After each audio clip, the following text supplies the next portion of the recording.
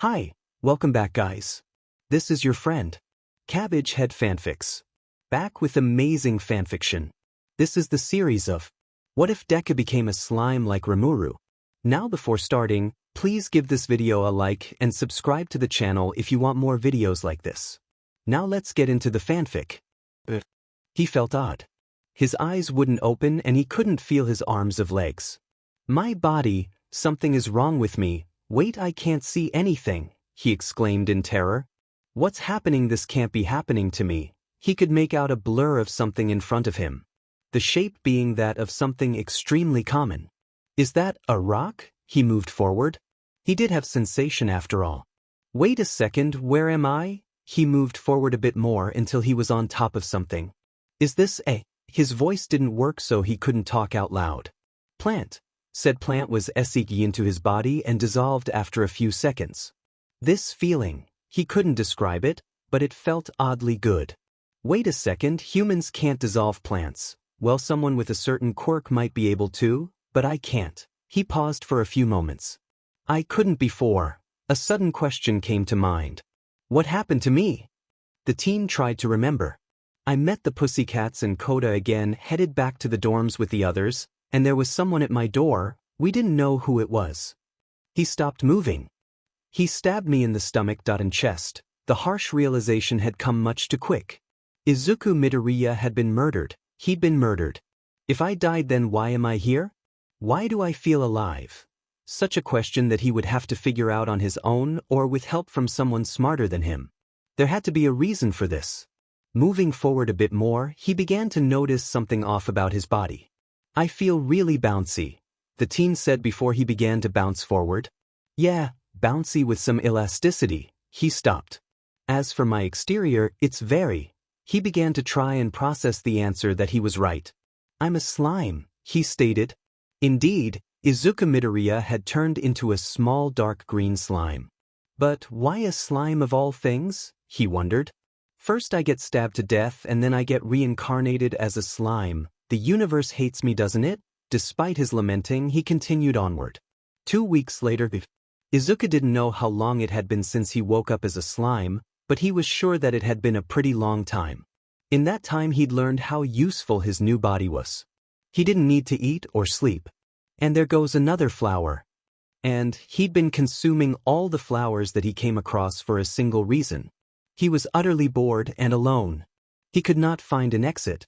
Wait, where is all this stuff I'm eating going? He paused. I haven't used the bathroom in a while. Answer, a sudden female voice caught his attention. It is stored in the stomach of your unique skill, Predator. The voice stated calmly. Thank you for explaining that. Wait a second, I heard your voice when I was murdered. Who are you anyway? Answer, it is the effect of your unique skill, Great Sage, and now that your ability has been established you are capable of reacting much quicker. Skill, my ability's right, but what is Predator? It allows to ingest and analyze objects within your stomach. You can then acquire that object's skills. The ability sounded just like All for One. Once the analysis is complete, you will be able to mimic that object as well. It was just like All for One. Izuku hoped that Psychopath was still locked up in Tartarus. The stomach stores objects you ingest, and can also isolate harmful objects that cannot be analyzed. All for One couldn't do that, at least he didn't think so. Predator sounds like an amazing skill. The teen stated, can you analyze the flowers that I've been eating? It took a few seconds for the analysis to complete, but when it did, Great Sage informed him of their uses. The hypocute herbs were very valuable and grew in areas rich magicules. They were used to make salves and healing potions.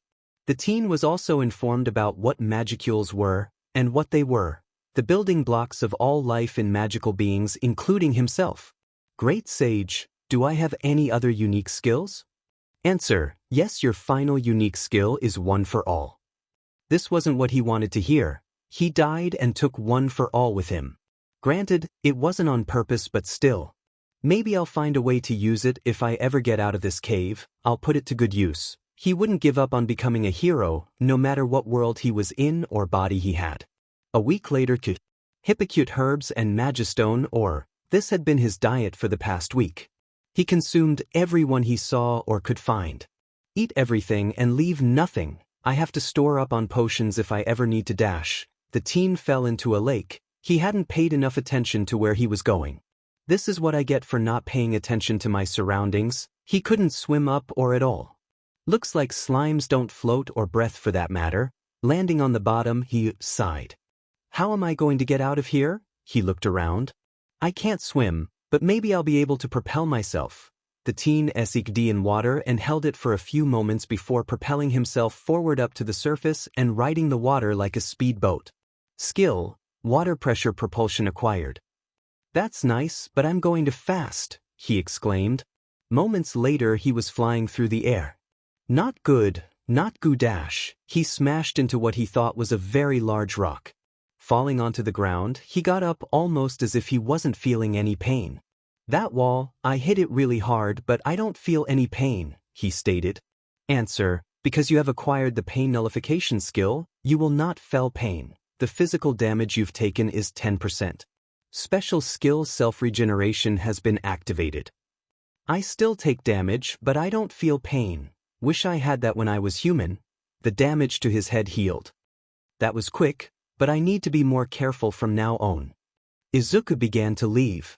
Can you hear me, small one? The voice was loud and booming. It filled him with a sense of dread.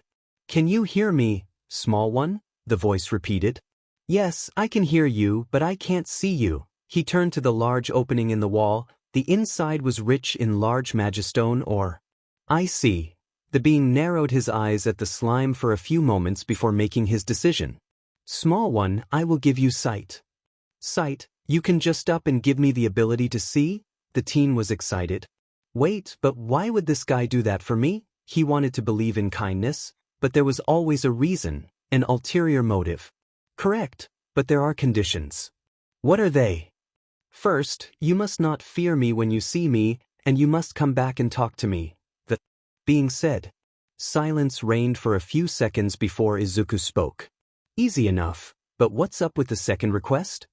You see, I was sealed here 300 years ago, and since then I've been unbearably alone and bored, he stated. 300 years, I kind of want to know why you were sealed, but Izuku found no real negatives to the being's deal. Maybe he would be able to learn something from the being about where he was, and what happened to him. I feel like 300 years is long enough, so let's see you. Very well. There is a skill called Magic Sense. Can you use it? No, this is the first I'm hearing of it, he stated. I'm going to take a guess and say that it'll allow me to sense the magic less around me, right? Correct. And if I can detect them, then I'll be able to see. You catch on quick for a slime, he stated. But try anyway. I'll try. Izuku concentrated as best he could, with Great Sage doing its job as a slight rainbow aura surrounded the slime until sight was finally gained. I can finally see, exclaimed in joy. Extra skill, magicless sense acquired. Great Sage stated. Would you like to use it? Yes. The skill fully activated, and he could finally see clearly. Amazing, it all looks so amazing, he exclaimed. Well, how is it? It's beyond great. He turned to the being that had given him sight. Thank you. In front of the dark green slime was a massive, intimidating dragon. This was who he'd been talking to this entire. His scales gleamed like black steel, flexible and durable like the scales of a fish. Silence reigned as Izuku stared at the beast in awe. You're a dragon, that's so cool, he exclaimed with excitement. And you are a slime. The massive dragon said before leaning forward. Allow me to formally introduce myself. I am the only storm dragon Veldora. Storm dragon? He asked. Even his title sounds cool. I am one of the 4 true dragons that exist in the world. Veldora stated. He began to chuckle, only to burst out laughing, causing the ground to shake. You truly aren't afraid of me, are you? Nope, he said joyfully. That's a relief to hear, but his is unusual, he said. Slimes are normally low-ranked monsters that don't think, but you have self-awareness, he explained. Are you unique? Define unique. It refers to a being with extraordinary abilities. Well, I used to be human. This took the dragon by surprise. But I was killed, and the next thing I know, I wake up like this. In that case, you were reincarnated. Reincarnated, I think that I understand. It's pretty simple when you think about it. You catch on quick, he said once more. Well, I was a student when I was killed. How old are you? 16. You died young, what a shame. Veldora said. To be cut down at such a young age. It's all right. He smiled, or at least what was the equivalent to smiling since he was a slime. People from other worlds come here regularly? Yes, we call the Otherworlders, and you are the first to be reincarnated. I would like to meet some of these Otherworlders. Maybe I can find someone from my world. The thought of finding someone with a quirk excited him. Oh, you're leaving already. The dragon was actually pouting. Don't worry, I'll stay a bit longer. Please do. Veldora really had been alone for a long time. Stay as long as you want. I swear. He noticed the barrier that surrounded Veldora. Veldora, you said that you were sealed 300 years ago. Why? I'm glad you asked. Veldora's story sounded as real as could be. Apparently, he accidentally turned an entire town to ash, and how someone came to slay him. The dragon underestimated his opponent before going all out, but he still lost. Then again, he was facing a hero who was blessed with divine protection. Izuku held in the urge to laugh at the stereotypical fight. Of course the hero was going to win. And the hero was a human. It sounded like something off of a video game or comic book. The hero overpowered him with a unique skill, absolute severance, before sealing him with unlimited imprisonment. All those shiny crystals are part of the skill? Correct. The hero called herself a summon, he said. Veldora proceeded to explain what a summon was, and needless to say Izuku was grateful to be reincarnated as a slime. To be ripped from their home against their will, bound to someone you don't know, and then used as a weapon. That's beyond cruel. Izuku stated, I don't know how your world was, but survival of the fittest prevails in this world. I see. Such a belief was common on Earth, but mostly by villains. So, you've been here in this cave ever since the hero sealed you? Yes, and I've been so very bored. Again with the boredom. I can't say that I've never known loneliness. He couldn't help but pity the dragon. There was one thing he could do for the beast. Hey, Veldora, we should be friends. What? A mere slime proposes friendship with me, the fearsome storm dragon? He exclaimed. For some reason, Izuku felt a sense of courage that he'd never felt before. He wasn't scared of the powerful dragon. Yes, I do, he exclaimed. But if you don't want to then... Fool. No one said I didn't want to. All right, then what do you say? Well, that if you insist, I guess that I'm willing to think about it. Is this what Shoto told me about? Sundra, he bounced forward. Yes, I insist, and that settles it. The teen said, unless you'd rather refuse, and I never come here again. All right, I'll be your friend. You'd best be grateful. Veldora said he really wasn't going to let this chance slip by. Just try and be honest, it makes things easier for both of us. Izuku said, putting out a hand. Now, it's nice to meet you. Indeed. Hand and claw shook. Veldora the storm dragon, and Izuku Midoriya the slime were now friends. Izuku stared at it, but nothing came to mind on how to accomplish his current. What are we going to do about this unlimited imprisonment seal that the hero put on you? Izuku couldn't figure it out. Do something about it? Veldora inquired. Of course, we're friends and friends don't let friends stay locked up in a prison like this. Besides, it's been 300 years, he said. By all accounts, Veldora is a villain and I shouldn't let him out, but something inside of me tells me that he's changed and won't needlessly kill for no reason. He truly believed in his new friend. You. Unintentionally, he was giving Izuku puppy dog eyes. Please don't look at me like that, it's really uncomfortable. He'd rather an actual dog look at him like that. If you've truly found a way to free me, then I'd be most grateful. Despite his calm demeanor, Veldora was jumping for joy on the inside. There was a chance that he would finally be free. The thing is though, I wouldn't have lasted another 100 years in this place before my magic ran out, he stated, much to Izuku's confusion. What do you mean? I would have kept losing more and more magicules. And it all goes into the cave, which explains the rich deposit of magicules and other valuables. He was beginning to understand. What happens when you run out? Veldora was silent for a few moments before sighing. He knew that Izuku wouldn't like the truth, but he couldn't lie to his new friend. I'll die, it's that simple, he stated. 300 years of isolation from the outside world, and then to just die alone. That's a fate that I wouldn't wish on anyone, not even all for one. He silently stated before going to the barrier until he was close enough. Great Sage, use Predator to consume unlimited imprisonment. A piece of him stretched out, ready to consume the target. Needless to say, upon touching the barrier, it failed. Failure. Great Sage stated. I figured, and using one for all would be pointless, he stated. There had to be another way.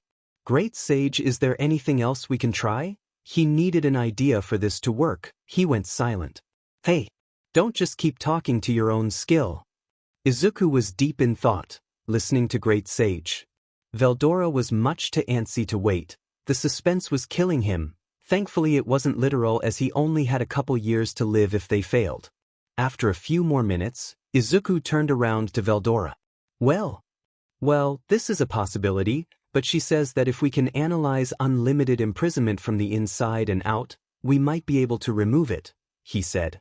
Oh, but my skills are sealed just like me, I can't use them. Don't worry, if you can give me the data, then I can analyze the data out here. But that could take some time. Are you sure you want to stay in here that long? Somehow he knew that Izuku would do so since they were friends. The teen wouldn't abandon him, that was just the kind of person Izuku was. Good point, but since I'm here, I'd like to search for others from my world. The slime stated. So, here's my suggestion, I want you to get in my stomach. Veldora stared at the teen, trying to understand and comprehend what he just said. I'll use my skills Great Sage and Predator to analyze unlimited imprisonment while you try to destroy it from the inside. You'll be quarantined in my stomach so you won't disappear like everything else that I eat, he explained. This was the best that he and Great Sage could think of. So, what do you think? His bravery was starting to wear off. Veldora suddenly burst out laughing. Does he think the plan is stupid? This plan sounds interesting, let's do it, he exclaimed. His laughing had given Izuku the wrong impression. I'll trust my entirety to you. You'll believe me that easily? Veldora was putting his trust in him. Of course, he said. It sounds more fun to break through unlimited imprisonment together than to wait here alone until you come back. Better two than one. At least Veldora and I will be on the same page, and we won't try and fight each other. His mind went to when he and Bakugo fought. Then his thoughts went to everyone else in Class 1. Everyone had seen him bleed out and die. Hopefully they've recovered by now, mourning me will just get in their way. The teen didn't want them to mourn him too much, but his mother wouldn't recover from his death. Maybe it would finally get his dad come home. He couldn't ignore this. Then again, maybe it would be best if he stayed away. All right, let's do this. He had to repress such depressing thoughts for the time being. All right, Predator, do your war dash. Wait a moment. Izuku stopped. Before we start, I'll give you a name and you will give me one. I already have a name, Izuku Midoria. It's the name I was born with. Yes, but it will engrave onto our souls and show that we are equal. He explained. It'll be what humans call a family name, but the name I give you will grant you divine protection. Divine protection sounded nice. You are still nameless, so you'll become a monster with a name. A monster with a name, that sounds nice, but there is a single requirement I need from you when you name me. Oh, and what would that be? Losing my human last name is something that I'll be able to live with, but my human first name is what I need to keep. It's one of the only things that my father ever gave me. It was one of the few good things that the man had done before walking out on his family. Agreed, now give me a cool name. A light, let's see. He began to wrap his name around the word storm in Veldora's name. Storm, what's another word for storm? His eyes widened. Tempest. What do you think of Tempest? What? His sudden yelling made the teen jump back. What kind of name is that? You don't like it? It sounds fantastic, he exclaimed in joy. As of today I am Veldora Tempest. You like it, that's good. And now I shall grant you the name Izuku. Thank you. From now on you will be Izuku Tempest. It was in that moment did the inside on Izuku's body glow gold, and his body was filled with a new-found power. The name Izuku Tempest had just been born. Izuku Tempest, that's my new name now. It fits. Veldora said. Izuku smiled. Veldora, I'm going to eat you now, so hurry and break out of that seal. When you do you'll see the light day, I promise. The dragon chuckled. I'll hold you to that. Powerful magic surrounded Izuku. Unique skill, Predator. Izuku's body expanded, surrounding and covering the entire barrier. Moments later it all began to shrink until Izuku had fully consumed it, and he was back to his normal form. That was fast, and I was just talking with him moments ago. Would you like to analyze the unique skill Unlimited Imprisonment? Please do. He said. Veldora, you'll be out soon. Sadly it wasn't going to be that easy, so now he would have to find his way out of the cave. He couldn't stay inside forever, with that the slime embarked on his first quest. Finding a way out of the monster-infested cave. The next day, cave. Water blade. The severed head of the monster snake fell onto the ground. Izuku stared at the snake. Great sage, will I be able to analyze the snake, and if I can what'll happen? Answer, the analysis will allow you to mimic all of the state's abilities and certain properties. The teen had been experimenting with the current skills he had, and found that they could branch off and create new skills. Well, the lower half of the snake was still moving, and it was creeping him out. The malvision and poison breath do sound useful. His body spread out, swallowing the corpse whole. He couldn't taste anything but still. Well, that was an experience. He said, I never killed anything before, a hero isn't supposed to kill, but these are animals who are attacking me, then again. The internal argument about his morals would have to wait until he was out of the cave.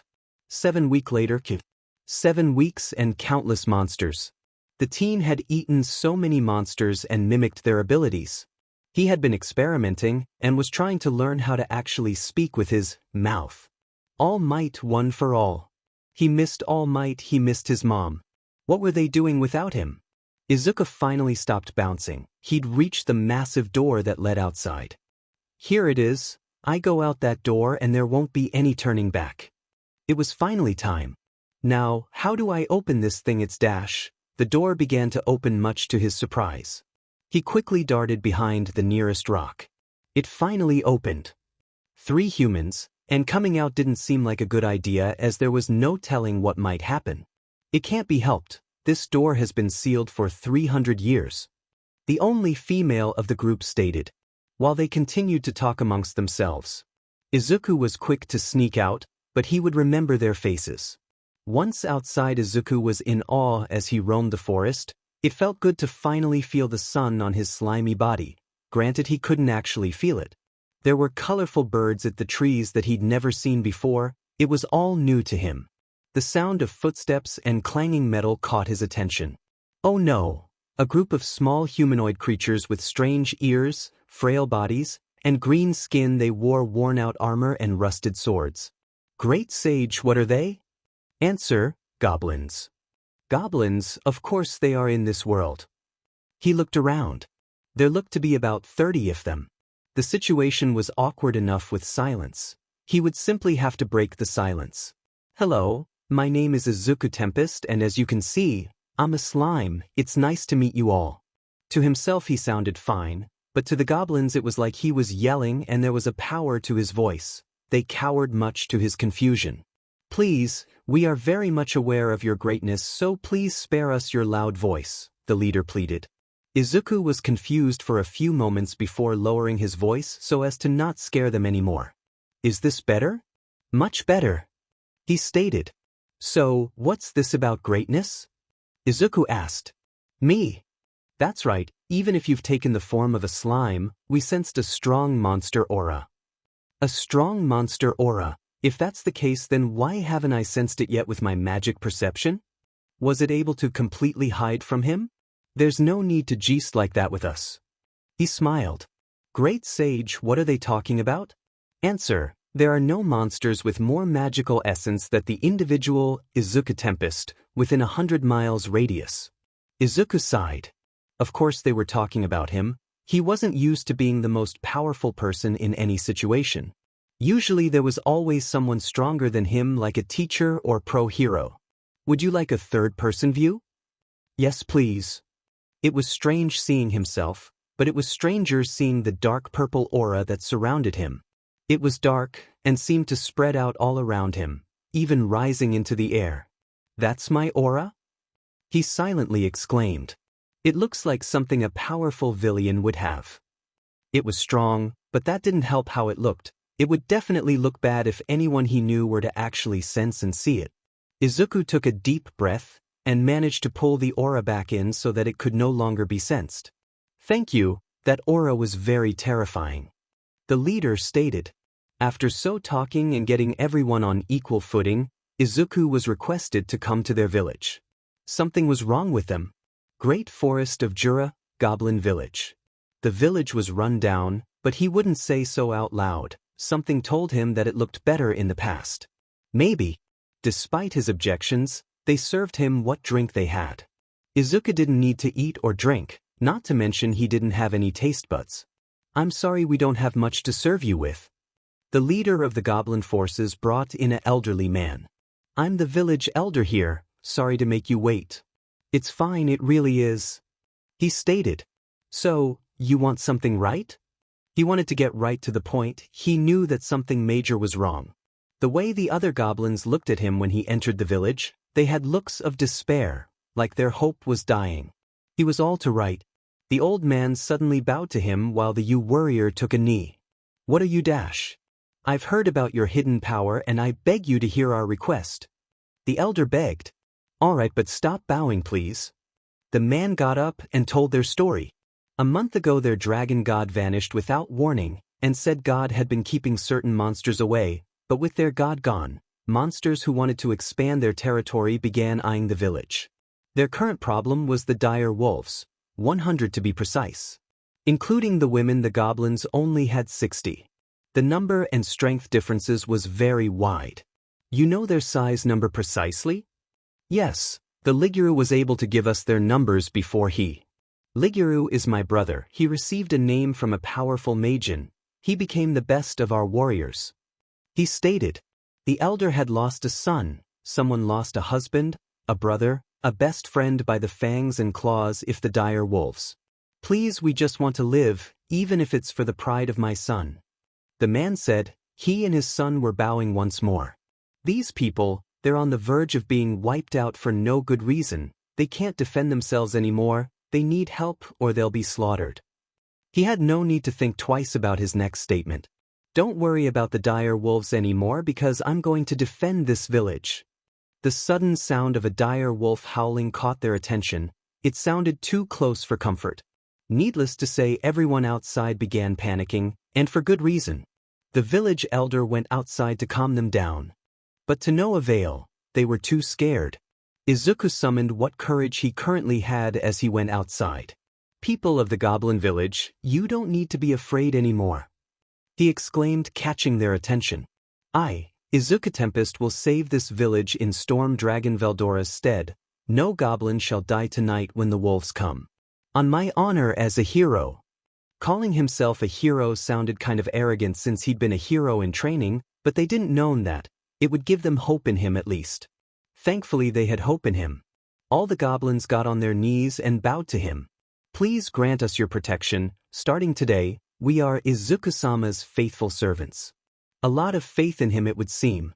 Most of the goblins were either fatally wounded, near death, unconscious, or unable to move because of the pain. Such a sight made Izuku remember the various injuries that he had whenever he fought an actual villain who wanted him dead. I don't have the ability to heal, but I do have a lot of potions. Izuku stated before swallowing the goblin with the deep chest wound. My lord! The village elder exclaimed in confusion. After a few moments, Izuku spit the goblin out. He was now completely healed. Izuku then went around doing the same to the other goblins, bringing them to 100% health. It was odd how, despite how advanced Earth's technology was, this kind of medicine wasn't ever developed. Then again, magic didn't exist there, so it made some sense. After everyone was healed, he had them go out to build a fence as a start for their defenses. While they did this, he set up a trap of his own.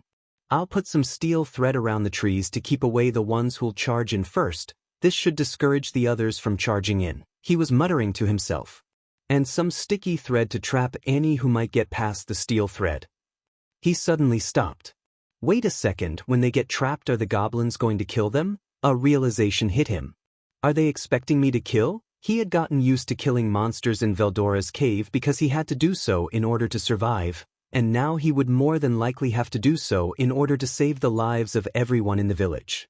I said that I would protect them, and I don't plan on going back on my word. The world seemed so quiet now as he found himself questioning his own strength for the upcoming battle. What are my own weaknesses? He hadn't considered these before. If it turns out someone is using magic to control the dire wolves, then could they do the same to me? The thought of being controlled didn't sit well with him. I can't send anyone out to scout, and I can't risk going myself. If the dire wolves were to suddenly attack early, then the goblins would be slaughtered. He would have to deal with the dire wolves first. Hours passed with Izuku finishing up his part of the defenses, helping with the fence, and then going over the plan with goblin warriors. Night finally came, and Izuku got into position where he could see the entire pack of dire wolves. They're big, like really big. They were definitely bigger than any wolf in Earth, that was for sure. That's when his gaze went to the one with the scar over its eye. That one right there, he's the leader. He could see all of them clearly. Dire wolves, I will give you this one warning. Leave this place and never return, he exclaimed. If you refuse, then I will put you down. You threaten us? The pack leader exclaimed. Tear that slime apart. The wolves charged with the intent to kill not only him, but the goblins as well.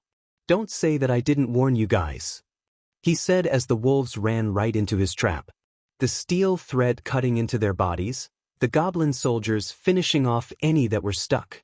Izuku somehow felt sick to his stomach. He averted his gaze as to avoid eye contact. The pack leader wasn't amused by the sight of his pack being killed, and a desire for revenge took over as he charged forward, ignoring his son's protest. Such a trap won't work on me, he bit through the steel thread much to Izuku's surprise. The teen activated 15% of One for All and then charged forward, smashing into the wolf's head. Why you? If you'd left, then this wouldn't be happening, he said before trapping the pack leader in stick thread. Water spear. A thin spear of water was sent through the pack leader's head. The position had gone through the brain and then through the heart. The two dropped to the ground, and Izuku could see that the remaining dire wolves weren't going to back down just yet. He looked to the corpse and then to the other wolves. Activate Predator. His body spread out and consumed the dire wolf corpse. Analysis of dire wolf complete. Great Sage stated after a few seconds. Skill mimicry was then used, and Izuku was consumed by a black mist. When it cleared, a larger than average dire wolf stood tall. It had piercing green eyes that shined in the moonlight. I offer this last act of kindness. Leave or face my wrath, he exclaimed before using his new skill, Menace. He let out an ear-piercing howl that created powerful shockwaves around him. I don't think that I'll be able to protect the goblins if all the wolves attack at once. He really needed them to leave. The wolves only inched closer and closer until they bowed. Ha! We yield to our new pack leader. We now serve you with our lives, they all exclaimed in unison. Oh, wait, what? The next day, Great Jura Forest, Goblin Village. Goblins and dire wolves within 2 feet of each other. The goblins didn't think that such a thing was possible. Izuku had stopped the fighting, but now there was the issue of what he was going to do with them now. But first he had a question. Hey, do any of the villagers have names? He asked. No, it's be unusual for monsters to have names, the village elder stated. But we can communicate with each other nonetheless. It's going to be difficult for me though, without proper names. Izuku said. Alright, I'll just give you all names, he stated, much to everyone's surprise and shock. All of us? Is something like that really okay to do? Of course it is. Now please form a line so that I can give you all names. The village elder was first. From now on your name will be Rigard. Something inside the old goblin began to change. Izuku could see a faint golden glow inside of him. Is this what Veldora saw when he named me? The man's son was next. You were brave in that battle. You'll have your brother's name Rigor. Thank you, my lord. Going to have to get them not to call me that. He silently said. The team continued, even giving a goblin female the name Enri since she reminded him of the one-horned little girl. After about 2 hours, it was finally the dire wolf's turn. The first one had a star on its head. Wait, you're the son of the former pack leader? He said awkwardly. I think I'll call you Tempest Wolf Ranga. From now on your name is Ranga. Guilt was infecting his mind the more he looked at the wolf, and then something hit him. A feeling of weakness, and what's worse was his magic perception suddenly turned off. Quirkless, that's how he felt now, weak like he was before All Might gave him one for all, and helpless like when he was a child. This feeling, he hated it more than anything. Great Sage, what's happening to me? Answer, in order to sustain adequate magic power, your body is switching to a low power mode. Great Sage explained. Estimated time until recovery is 4 days. Just because I started giving out names, well, they did try to warn me, so this is what I get. HD could hear the wolves and goblins panicking. For days, he said before everything went black. Earth, Japan, Mustafa, graveyard. All Might stared at the grave of Izuku Midoria. There were so many regrets in his heart now. He didn't care about the loss of one for all he cared about was the fact that Izuku was gone. It had been over a month and the man responsible was still at large. All they knew was that someone had paid to have Izuku killed. Initially he believed it to be all for one and had gone to confront the man, but things hadn't gone as expected. The cell was completely ruined and there was a massive hole in the wall that showed the trail of destruction that All for One had left in his wake.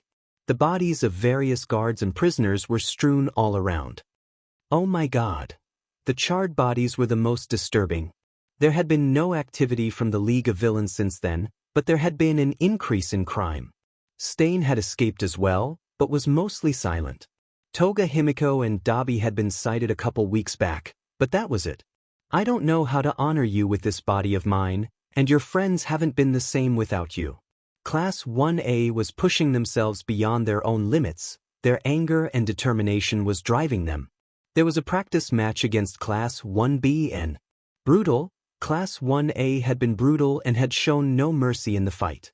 Granted, their teamwork was incredible, but that didn't change the sight in front of him.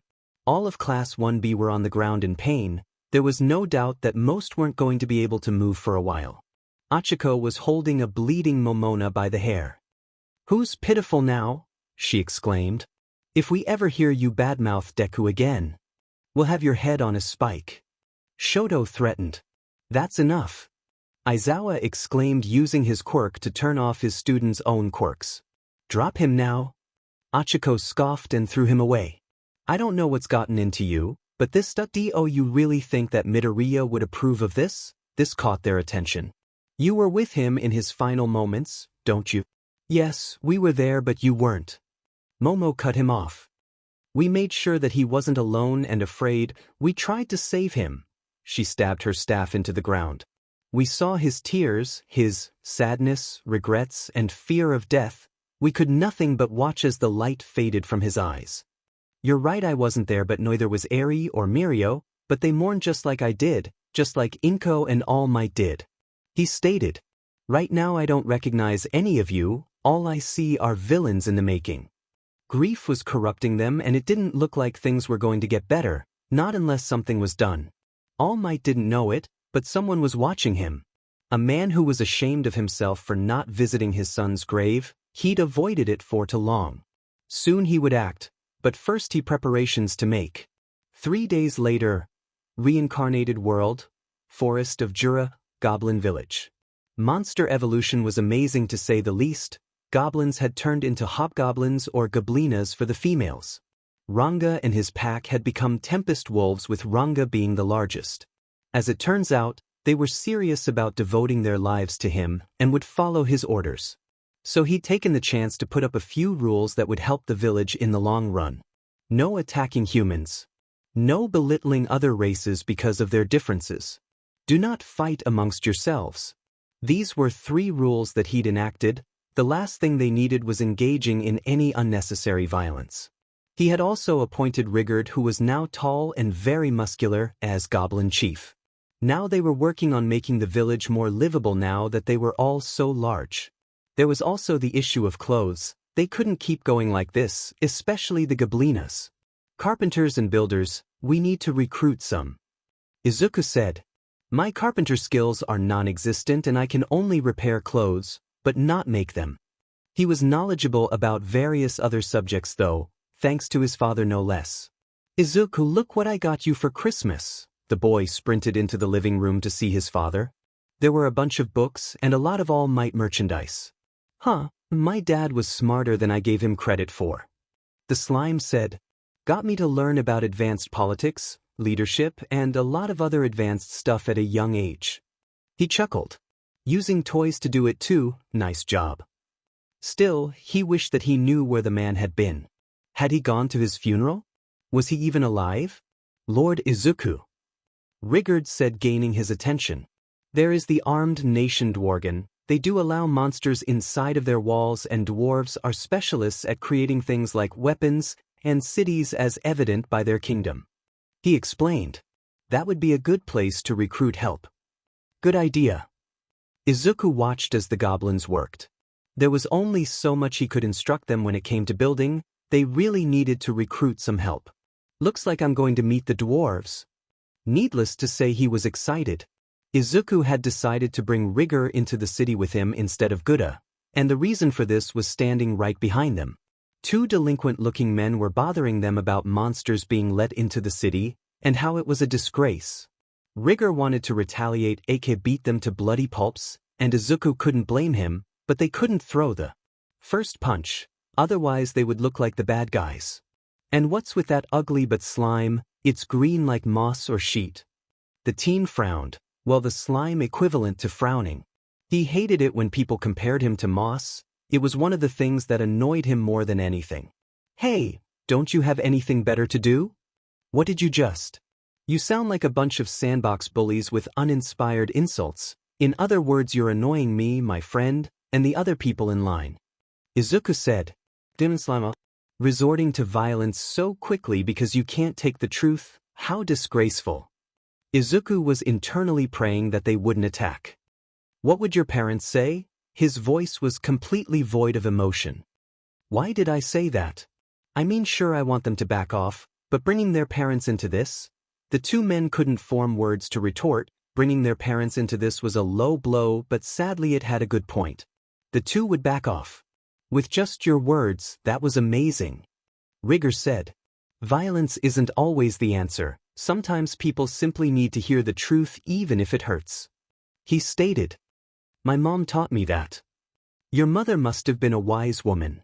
Wise, kind, beautiful, and the sweetest woman you'll ever meet. He said. I really, really miss her. He would never see her again, and that hurt the most out of everything. The woman who loved him unconditionally, who took care of him and supported him, was now forever out of his reach. Stop thinking about it, there's not time to cry about it. The duo eventually entered the city without problem, and Izuku found himself amazed by it. It must have taken years to build this place. Heck, is that an elf?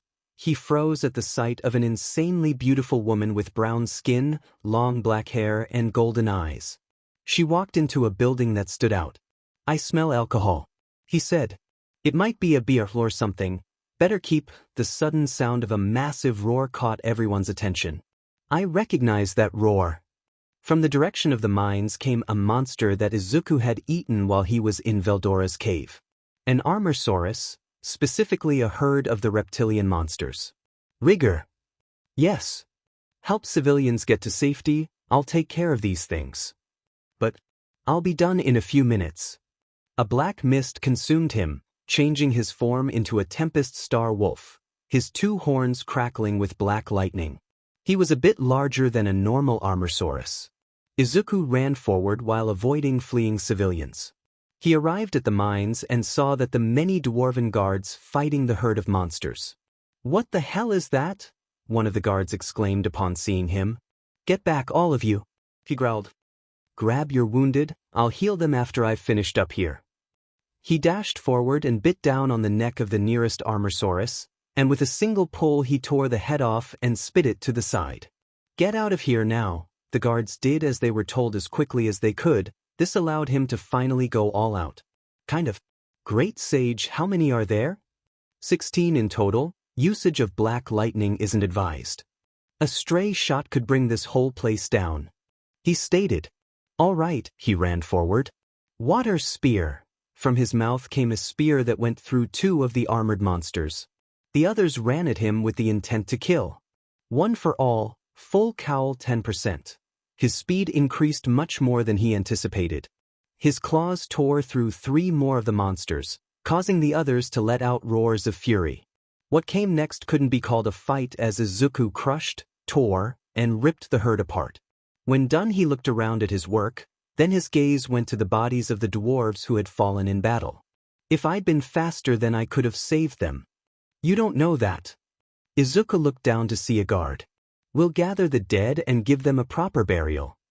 He sighed. "Thank you for saving myself and the others. If there's anything you need, just say so and I'll do what I can. We owe you a debt of gratitude." "Do you know where I can find a carpenter and a good blacksmith?" "Yeah, I know just the one," he said. Izuku returned to his slime form. "You're a slime?" "A slime with a hero complex," he said. "That reminds me, do you have a barrel or some other kind of large container?" He had something for the injured that would definitely save anyone near death. The next day, armored Dwarganation. It hadn't taken long for Izuku to fill a barrel with his healing potion. The dwarven guard, Captain Kadu, and his 3 friends were now more grateful, and had happily taken him to the expert weapons craftsman Kaijin, who just so happened to be Kadu's older brother. The 3 from yesterday worked for Kaijin as well. "It's nice to meet you, sir. I'm Izuku and this is my friend Rigger. This little guy saved us and a lot of others yesterday, and we were hoping that you could help him with a request of his," Kadu said while Rigger looked around a bit. "It's nice to meet you too and thanks for saving Kid Brother," Kaijin said. "Sorry, I can't stop working with my hands at the moment, it's just that this order is just so." The man was quite stressed out, that much was obvious. "Tell me about this order, maybe there's something that I can do to help," Izuku said. "I have a particular skill set that might be able to make this order of yours easier." The older man turned to the small slime. Kaijin let out a sigh of exhaustion. The work was definitely getting to him mentally. "To put it simply, 20 long swords by the end of the week, but there aren't enough materials. What's more, I have to use magic steel." He showed Izuku a long sword. "It's glowing." "That's because it easily assimilates with magic as the core. So it grows in accordance with the wielder." He was able to figure the rest out on his own. Such an order sounds impossible, especially without enough materials. "Who gave you such an impossible task?" Rigger asked. "That BSTD, Minister Vesta did." He groaned. "Magic steel, magic, or the ore I ate in Veldora's cave." He suddenly got an idea. "Can it be refined into magic steel?" "Yes, but there is an easier way to resolve Kaijin's problem," Great Sage stated. "Analysis and replication is possible."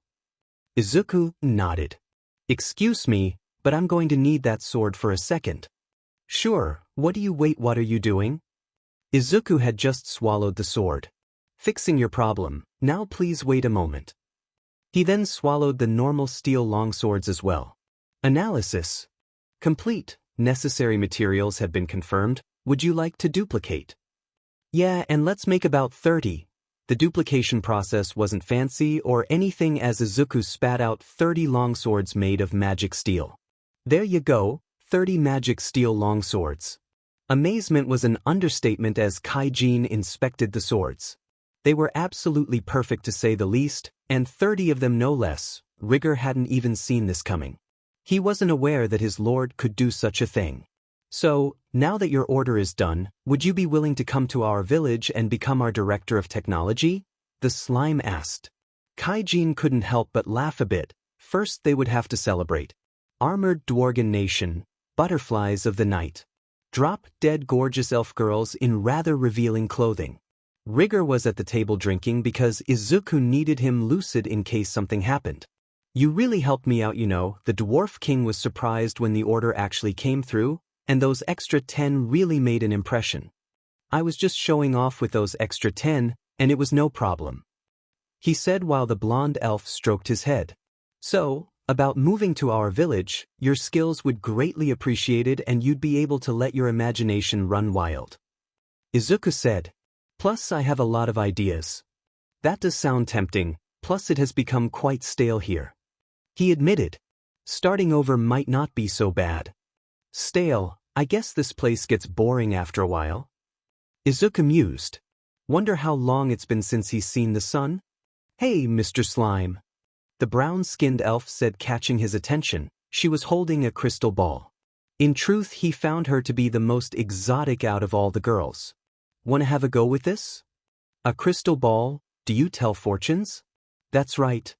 She smiled. Some would say that I'm the best at this, plus it's very popular. Hey, let's see who his fate's person is, the lowly elf exclaimed in excitement. Fated person, like a girlfriend or maybe a wife? He silently mused. I doubt anyone would actually be willing to marry a slime, be they monster or human, maybe another slime, but how would that work? The elf had already started and he leaned forward with curiosity. The inside was surrounded by a black fog before an image slowly became clear. A young woman with long black hair and eyes with 4 or 5 red lines under her right eye. She was with a group of 5 children who looked very sad, but she was smiling while trying to console them. She seems nice. She was definitely cute with a face that made Izuku speechless. I wonder when I'll meet her, hopefully soon. He mentally smiled at the thought. Is that Shizu Izawa? You recognize her? Yes, that woman is the hero of the Adventurers Guild, the Conqueror of Flames, and despite her youthful looks, she's been active for over a decade now. He explained. She's likely retired now and bringing up new talents in another country somewhere. Interesting, she's a hero. He mused. She must have earned that title through some serious means and a lot of hard work. She's kinda CC for someone over a decade old. Whether she took really good care of her body or there was some kind of magic shenanigans going on that was keeping her young. The odds of magic being involved has the highest possibility. Thank you, great sage. Wow, my lord, for your fated person to be someone so well known and powerful, you're very lucky. Rigger said. Yeah, I guess that I am. He was happy, very happy, and nothing could ruin that. And then the door opened.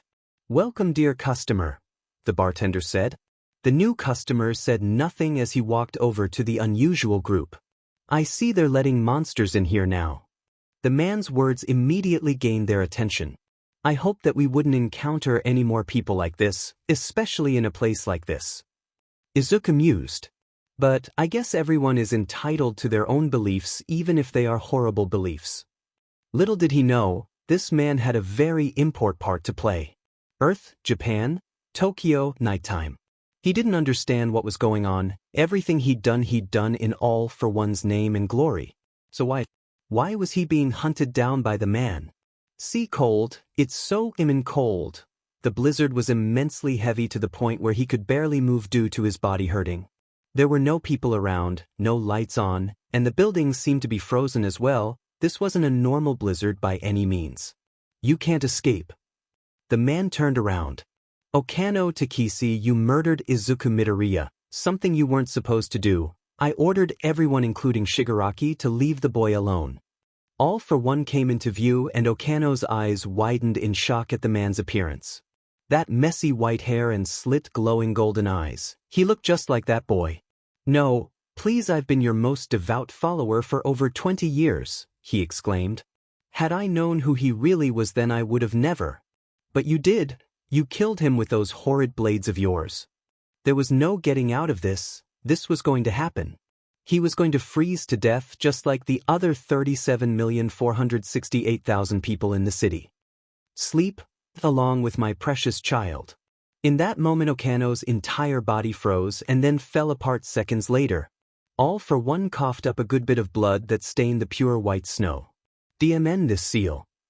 Now he could no longer keep this blizzard stable, it would likely spread for miles, but disappear after a week or so. His magic was finite after all. Leon, Guy, and that Dmed hero, I'll kill all three when I get back. All he wanted was vengeance, but it didn't erase the guilt he felt.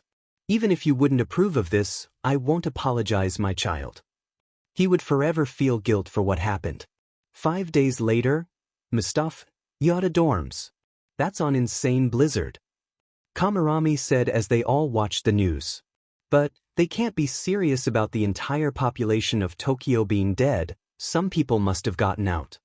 Hopefully, otherwise millions of people are dead through frostbite. Momo said. Still, there's no way that's a normal blizzard, it came without warning. She stated. It's not like a quirk did that. Kirishima said. That would imply that a person did this either on accident or on purpose. They would have to be completely insane. Everyone was silent. There was always the possibility of the blizzard reaching the city. The city will be evacuated if it comes this way. The massive room went dead silent as the thought of the deadly storm reaching them was a possibility. Maybe we should all be prepared to leave, just in case. Achiko said nervously. I need to go call my parents. She hopped off the couch and ran to her room. The other did the same after a couple moments. Class 1A had calmed down quite a bit after a threat from the faculty. In truth, they hadn't truly mourned for the heart of their class. They couldn't let it go. The man who murdered their friend had gotten away. They hadn't been able to stop him. After some forced counseling, they were able to properly say goodbye to their friend. Even Bakugo shed a few tears, specifically 4 before wiping them away. They would always miss him, but they wouldn't sully his memory anymore, for it was the greatest insult. From now on they would strive to become heroes that would go down in history as the best of the best. Izuku Midoriya would be proud of them if he was still alive today.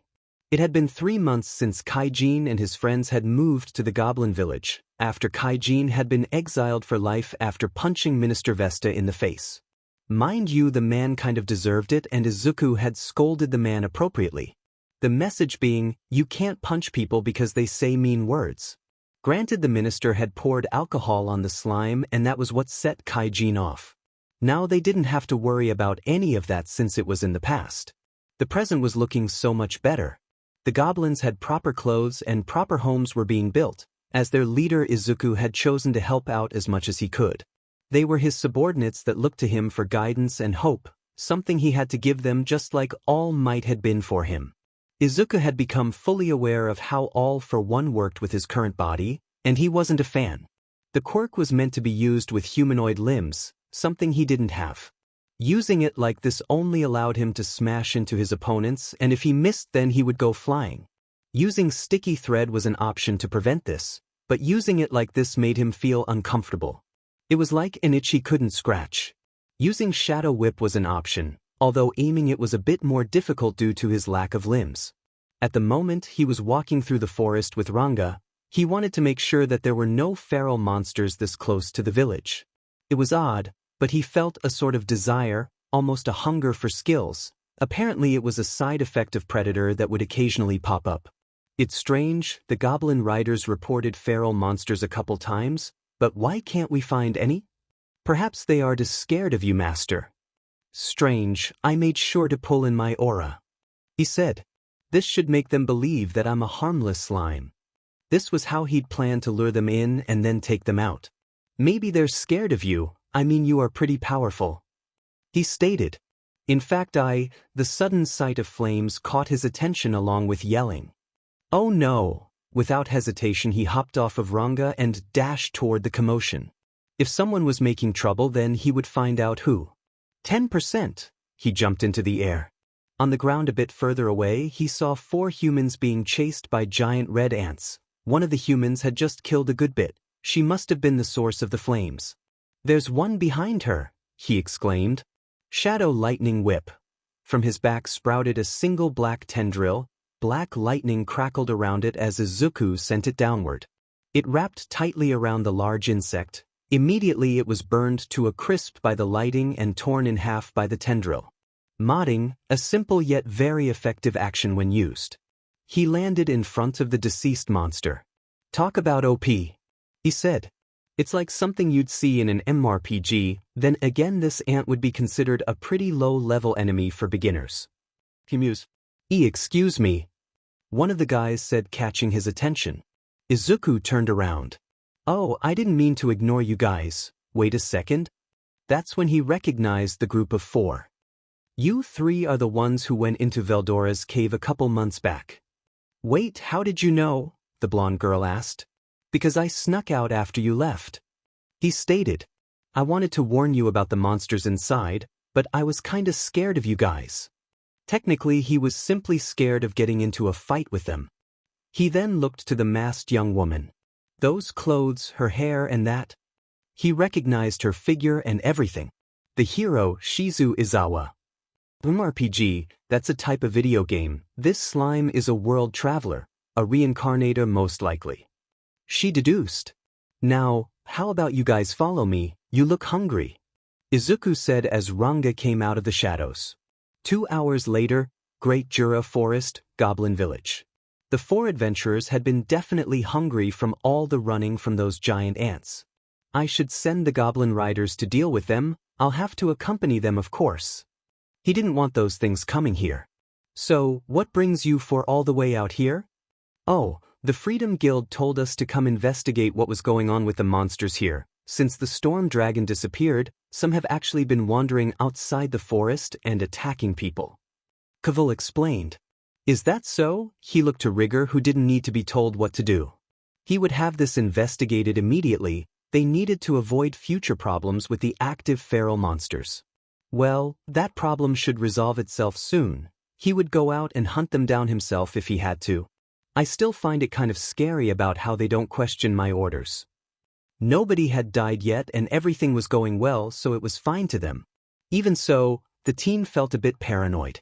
Rigger, Ranga, would either of you ever betray me in any way? Of course not. We'd never think of such a thing. Rigger stated. Have we done something to offend you? No, sorry, it's just a little paranoia. He looked to the sky. I don't know what it is, but sometimes I feel uneasy when I'm alone with my thoughts. He stated. My mind wanders and I think about worst-case scenarios, then The former human had tried calm himself down as best he could, even asking Great Sage to suppress certain emotions and thoughts. As it turns out, this was 100% impossible to do. Apparently he was already a bit unstable, but he felt fine. The teen looked to Shizue, who was smiling at him. Sure, Shizue, right? Yes. After you finished eating, could I talk to you in private? Of course, I'd actually like some private time with you, Izuku-kun, she said. The teen became red with embarrassment. The way she said it was so cute. The teen left the tent and hopped on Ranga. Shizue is supposed to be my fated person, but does that involve romance? Because I'm not sure how a human and a slime with no gender would go about being together. He said. I've never had a girlfriend before, and I don't think anyone ever liked me. I'm sure that there must have been someone who liked you romantically. Maybe, but I was so focused on becoming a hero that I never tried to date. I missed out on a lot. He sighed. I swear I'd be incredibly lucky to find someone willing to consider me as a romantic partner. He hoped to not miss out again, but he wouldn't be some kind of predator going after every girl. Predator. He had sworn to hunt down any villain who dared to try and hurt him or the people he loved. Is that why I got Predator? The duo arrived at the hill where Shizue was waiting for them. You're finally here, good? She said as Izuku hopped off and went over to her. You're from Japan just like me, right? Yes, and as you can see I was reincarnated as a slime. Izuku said. It was kinda scary at first, but then I got used to it, kind of. I miss having human arms and legs. I can't imagine how difficult it must be. She sat down next to him. But, you're doing well for yourself apparently. The hobgoblins are extremely enthusiastic of you. Shizue stated. You definitely had it easier than I did. She said. I was summoned by a demon lord and forced to serve him, Demon Lord Cromwell. Forced to serve after being forcefully summoned? That sounds like hell. I'm sorry you had to go through such hardships. He said, I don't think I would have been able to live like that. Being forcefully bound to someone would be a major strain on his mentality. But you weren't murdered by some psychopath, so at least you didn't have to experience a traumatizing death. He stated, but I guess life decided to kick us both in the throats. That's an interesting way to put it. She held him close. What's it like back on Earth? It's great, but complicated with the League of Villains, social problems among people, and various other things. Those aside, it's really nice. He explained. This world is really different, but it has its charms, even so I miss my family. I do too. Shizu said. All I had was my mother. My dad wasn't exactly present as much as I wanted, seeing him was rare and it stopped when I was still young. He said. I at least hoped that he cared enough to mourn me. The slime had no idea how his father truly felt, and then pain he was still feeling in his heart. The guilt and anger that were eating away at his soul. Izuku, it's all right to cry. What? I cried a lot when I came to this world, so believe me when I say that it's all right to cry because you miss your friends and family. In that moment, Izuku allowed the tears to flow after so long. Neither Shizu nor Ranga would dare to judge him. Ranga could now recognize that his master felt a great sadness, a sadness strong enough to make him break down. This would help him come to terms and make him stronger. Emotions truly were an amazing thing. After 4 hours, the trio headed back to the village. Izuku now felt a little better, but it would take some time for him to truly accept his new life. Shizu, thank you.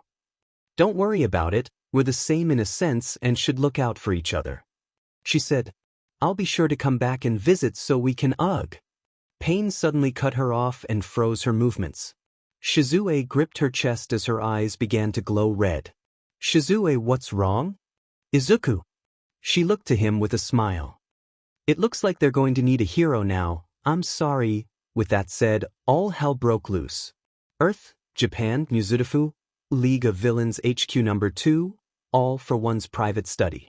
All for One couldn't take it any longer. He needed his full power back and the only way to do that was to get this Dmed seal off of him.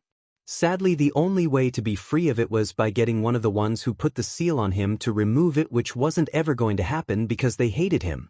The second option was to overload it with pure magicules, which this world was severely lacking.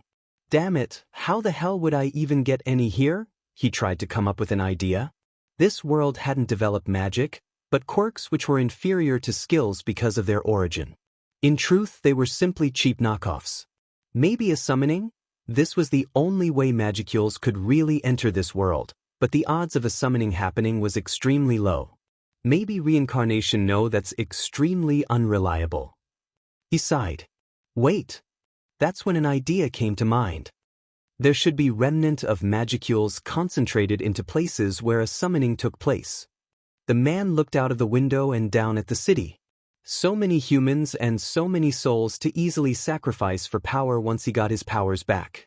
Nobody would be able to stop him or his forces. The League of Villains would have no need for their humanity once they become Majin. Each one would become disaster class and break this world down so that he could rebuild it. It's such a typical villain plan, but unlike everyone else, I'll actually succeed. No hero or demon lord would stop him this time. Brother, you died in vain. It would take a little while, but all he needed to do was keep distracting the heroes with hit and run tactics while keeping his distance. He would keep his pawn close just in case. The next day, reincarnated world, Goblin Village. Nobody had seen it coming. Shizu becoming possessed by Ifrit had taken everyone by surprise, and needless to say Izuku and the human adventurers were very unprepared to fight the powerful spirit. Shadow hands, multiple pitch black hands came out of Izuku's body. They grabbed onto Ifrit and slammed him into the ground. Give Shizu back, he exclaimed. A pillar of flames suddenly came up from below him. This did nothing and he quickly leapt from the flames. Ice bullets. Each one impacted with fireballs created by Ifrit, who had gotten free. The steam blinding the spirit, but Izuku could see just well. I'll be honest, you put up a good fight, but it's over now. Izuku activated Predator under Ifrit and swallowed him whole. They were lucky that there had been no casualties. Izuku was now next to the bedridden Shizu. Without Ifrit, she was now dying, specifically her body was aging. If there was another way, then I swear I would've. Stop. She rubbed his head. I got to spend my last day with great adventurers and an adorable little slime who truly understands me. She smiled. You freed me at long last. She held him in her arms. You don't have a human form, you'll need one to survive, and my skills. Just stop. Izuku didn't want to hear it. Shizue's grip tightened. I need you to do this for me, I want you to become a better hero than me. I need you to become a better hero than me. She stated. Now, please grant me this one last wish. Izuku let out a sigh. With much reluctance he had Great Sage activate Predator, but only after he was sure that Shizu wouldn't feel a thing aside from a painless release from pain. The process was quick enough. Izuku's form shifted and changed, growing until it became humanoid. Emerald green eyes, messy dark green hair that went down to his waist, and freckles on either side of his face. He couldn't tell, but he had an androgynous look to him. Yet below his waist was an appendage that clearly said male. His appearance was that of when he was human. This form. He wrapped his lower half the cover. Thank you, Shizu. Don't cry. His eyes widened. I'm not going anywhere just yet. There were only a few ways for humans to become higher-tier holy spirits, and Shizu filled the requirements to be granted what many would call a miracle. Shizu Izawa wasn't going anywhere anytime soon. Izuku missed the taste of food so much, and now he could taste food when he ate it in his human form. Of course, he still didn't need to use the bathroom in any way. His curiosity about his lower appendage had gotten the better of him the other day, and he had tested out whether or not he could feel any sort of pleasure. He had tested in private, of course, and found that he could feel pleasure. He had almost used a clone to test it out, but Great Sage had automatically made it much more feminine, so it looked like a female version of himself. Of course, he forbade Great Sage from doing something like that again. This had been 2 weeks ago, and he was now helping out with building proper homes for everyone. Now that he had a human body, he could use shadow hands to carry more than others. Sitting back and watching people work wasn't his style. Another reason for this was because he wanted to get to know the goblins more, specifically Rigurd, who he gave a high managing position to. While Rigurd had those who answered to him, he answered to Izuku in the end. Even so, Izuku did his best to be a good leader and friend. At the moment, however, he was in his home that he shared with the sleeping Ranga. It was night and he was staring out of the window. What's it like being a spirit? I feel stronger and stable, if they make sense. Shizu said. I haven't seen Veldora or Ifrit though. Those two are in my stomach. Your situation is different and I guess I'm serving as your host. He said. Great Sage, is there any way for Shizu to attain her own body? Yes, but you do not possess the necessary materials to perform a proper transfer. Great Sage stated. Attempting to do so with your current materials would result in undesirable consequences, specifically the true death of individual Shizu Izawa. She explained. As a high-tier spirit, she would require a body made to withstand her high magicule capacity. So it'll take a while to make something. Izuku sighed. Sorry, it looks like you'll be stuck inside of me for a while. It's fine, she said. I've never felt better, to be honest. Well, that's... Green eyes suddenly widened. Izuku looked around in confusion. Something was wrong and he could feel it. Like something was wrong with the world. Something was violating it, breaking its natural laws, and hurting it. The magicules he was sensing was immense and everyone else felt it as well. Everyone, get to the shelter. Izuku ordered. Rigurd. I'm already on it. The hobgoblin didn't need to be told twice. Izuku hopped onto Ranga and the two dashed forward. Whatever this disturbance was, it was a definite threat to the village, and he had to take care of it before it reached them. If it was a feral or demonic monster, then he would take it apart and eat it if it couldn't be served as dinner.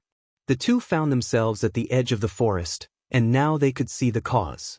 A swirling black and dark purple portal that disappeared before they could investigate it. What it left behind, however, was a person, a girl specifically. She was of short stature with the appearance of a 14-year-old girl.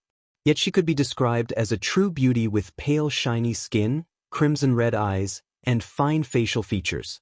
Her silver hair is tied in a ponytail through a large ripped ribbon on top of it all. Her clothes were ripped up, there were burn marks in her body that needed to be healed before they could be infected, and her gaze was on Ranga and himself. Attention! Unknown individual is a monster known as a vampire. Great Sage stated. Ranking would put her at disaster class due to her weakened state. At full power she is likely calamity class. Excuse me. The vampire turned to him with a confused expression. Hi, are you able to speak? Do you understand what I'm saying? He asked, hoping for a peaceful resolution. The last thing he wanted to do was hurt the girl. Huh, have I seen her somewhere before? Who the hell are you? She looked around shakily. Where am I? Her entire body was shaking. You're at the edge of the Jura forest. Izuku answered. I'm Izuku Tempest, what's your name? He asked. The vampire looked around once more as to confirm that it was just the three of them. Shalltear blood fallen, I'm the guardian of the first to third floors of Nazarick. She stated with what pride she could muster. Where is Nazarick? She frowned. I have to get back or else they'll think that I've rebelled on purpose this time. Nazarick, that brings back some memories. He silently stated as the memories came back to him. Yggdrasil, it was a simple yet amazingly fun MMORPG that he'd played often after school and on weekends. He had no friends back then, well not IRL anyway. That game and those he played with helped his depression when he was young. Quirkless people had to stick together after all. He had been part of the guild, taking on the odd name, Tabula Smaragdina. He didn't have to be the quirkless kid, Izuku Midoria, who admired heroes. He could be someone else, something else without anyone ever knowing unless he wanted them to. Now an NPC from the very guild he had loved was now right in front of him. The creation of Peroroncino himself was right in front of him in the flesh. She must be from the game, but if that's the case then maybe Suzuki is there as Mamanga. The young man's body had been found. Withered and cold, he'd died from unknown causes. Knowing him, he's likely still ruling Nazarick. Izuku silently mused. You're injured and need help. He hopped off of Ranga.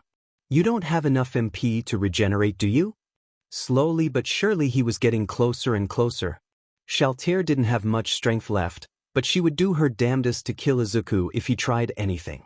The slime was now inches away from here. From his pocket he pulled out a healing potion. Here, this will heal your wounds, please trust me. Shalltear had never seen a potion like this. It was shiny and looked kinda squishy. She looked to what she assumed was a human with interest. The vampire took the potion and much to her surprise, it popped and was absorbed into her skin, causing her body to shine. Every wound she had was healed as if they'd never been there in the first place. Of course this made Izuku smile in satisfaction, but he was still extremely wary. Shalltear had a karma rating of -400, extremely evil after all. If it came to it then he would fight and use Predator on her, as a last resort of course. You have my thanks. Usually she wouldn't say such a thing to a lowly human, but this was a very special situation. What is your name? Before anything else could be said, the sound of something roaring caught their attention. Behind Shalltear was a troll-like monster, but it was wrong. There were crystal-like protrusions growing out of the left side of its body, its eyes were completely red, and it had an unnatural second row of jagged sharp teeth. This was a demon beast no doubt. Get behind me! He walked forward with a single intent. Destroy the threat in front of him, but first he had to check something. Are you able to reason? To this the demon beast simply roared. I guess not. It charged at him with the intent to crush him. Spikes shot out from its left arm, these were dodged easily of course. Izuku ran forward, dodging each attack with ease. The demon beast wasn't terribly smart. It punched downward only for Izuku to slide under it. Dark flame cutter. From his right hand came 6 long yet thin whips that were enveloped in black flames. They moved faster than the eye could see before disappearing. Izuku stood up and walked back to Shalltear and Ranga. The demon beast's body fell apart into tiny burnt pieces of flesh and bones. Augmentation, It had become an actual unique skill that allowed him to create new moves. Shalltear had to admit that she was impressed a tiny bit. That spell looked quite fun to use. It was probably 3rd tier at best though. I'll have to have some scouts investigate. Demon beasts are worse than normal feral monsters. I will have to scout myself if need be. He had to protect them, all of them. He hopped onto Ranga, as did Shalltear, much to the wolf's ire. Calm down, just go fast so she can get off. I'll take her to my tent and then she'll be my problem. He said using thought communication. It only took a few minutes for them to reach the village. Needless to say, Shalltear was more than confused by the sight, but there was something new for sure. If she wanted, she could destroy it, take over this village with ease. The inhabitants took notice of her and were cautious, but trusted that Izuku knew what he was doing. They entered his tent and Izuku let out a sigh despite not being able to breathe. Things were getting complicated. Are you the master of this place? I'm not fond of that word, but yes I am. Izuku said. I could take over this place in the name of Nazarick, but... Something about the teen was very familiar, so much so that she was very hesitant to attack him. Measuring his strength wasn't possible unless he actually did something. Using data life, she was able to see his magical capacity, or MP as she knew it. I'd say he has equal amount to Lupus Regina, but it looks like he's suppressing it. She didn't know how she knew this, but she could somehow tell. So, can you tell me what you remember? Izuku requested. Well, I was in my room trying on some old clothes to see if they still fit, which they did, then Nazarick began shaking, then there was light, and then pain. She said, it hurt like hell and then I was here. This was true. I have a question. It would seem that your subordinates have proper housing while you live in a fancy tent. Why is that? Their comfort and safety come before my own. This village is still growing and it's my responsibility to keep everyone safe. He explained. From anything and anyone who would seek to harm them. Their eyes met and the message was clear. Izuku would be ready to fight her if she decided to try anything. Attention, Shalltear Bloodfallen's body is not absorbing magicules as it should. The effects may be detrimental to the point where she may be weakened for an extended period of time. Great Sage said. Hey, are you feeling alright? Izuku asked, now concerned with her health. Are you feeling weakened or anything like that? If you're planning to kill me, then you shouldn't make it so obvious. Her hand went to slice of Izuku's head, but was caught rather easily. She pulled only to find that Izuku had a vice grip on her hand. Let go, damn it. I'm barely holding you. He stated. I guess your body needs to properly adjust to this world, let me help. Shalltear suddenly felt something enter her body. It sent an intense heat through her body and was painful, and not in the way she liked. Her vision began to fade and for a second she thought she saw one of the supreme beings standing in front of her. One that actually made her eyes widen in disbelief. And no way. With that she passed out. Oh dear, Great Sage. She is going through a pseudo-evolution that is altering her vampire physiology. She should awaken with 2 to 3 days to maybe a week. That gave him a sense of relief, but he was worried about what would happen when she woke up. He would have to deal with her properly. Maybe showing her my memories during my time as Tabula would keep her calm. I am a close friend of her creator after. With that plan considered, he left the tent to go help with the building once more. Unknown to him, there would be more complications to come. Complications that would change the fate of billions. Earth, Japan, Fukuoka. He could feel it, the seal had just taken damage, it was breaking. Sure, absorbing the magicules was a violent process that caused an explosion that killed a couple people, but that was someone else's problem. Strange. He mused. It felt like some of the backlash broke something. He looked around a bit. Maybe the volatile energy was sent back to its original world? There was really no telling, but it would be funny if it messed up that world just a little bit. Speaking of which, he now felt as if he had enough strength to use one of his unique skills, and he knew just who to test it on. Himiko Toga is quite expendable without her quirk. He smirked. I think a professional would be best suited for using her quirk. All for one rose into the air. I hope she enjoys the world where I was born. Jabin's Muzudifu, Beach. Naoko, I'm glad you came to see me again. Inko said as she and the woman sat down. Natsuki Naoko was a woman who had lost her son as well, Natsuki Subu. The teen had gone missing without a trace months ago and the police had found no sign of him. The Natsuki family were quirkless and lived in a community for those without quirks. They'd know each other for most of their lives and always kept in contact. Yes, well, I only just heard about what happened to Izuku, and having to see your son like that is just so horrible. Naoko said. And that Bitu was never caught, which makes it all so much worse. She growled. Actually, parts of his corpse were found in Tokyo. Inko said. It doesn't make me feel any better. Izuku isn't coming back. How is Hisashi doing? Hisashi didn't come to the funeral, but I did talk to him over the phone and he took it really hard. He even blamed himself for not being there to protect Izuku. Sounds like he actually cares. She and her husband had always gotten a bad feeling whenever they were near him. They always felt that there was something off about him. It was like he was hiding something incredibly dangerous. Inko, our kids got along so well when they were babies. The memory made Inko smile. Sometimes she wondered what would have happened had she chosen to take him to the quirkless community when the doctor told her that Izuku was quirkless. Maybe if she had, then he would be alive. I pray that Subaru comes back though. Inko said. Nobody deserves this misery. This was more than true, and she wouldn't wish this kind of pain on her worst enemy. Everyone could hear it. That loud roaring from a monster capable of destroying towns, a monster that was to be respected and feared. A dragon.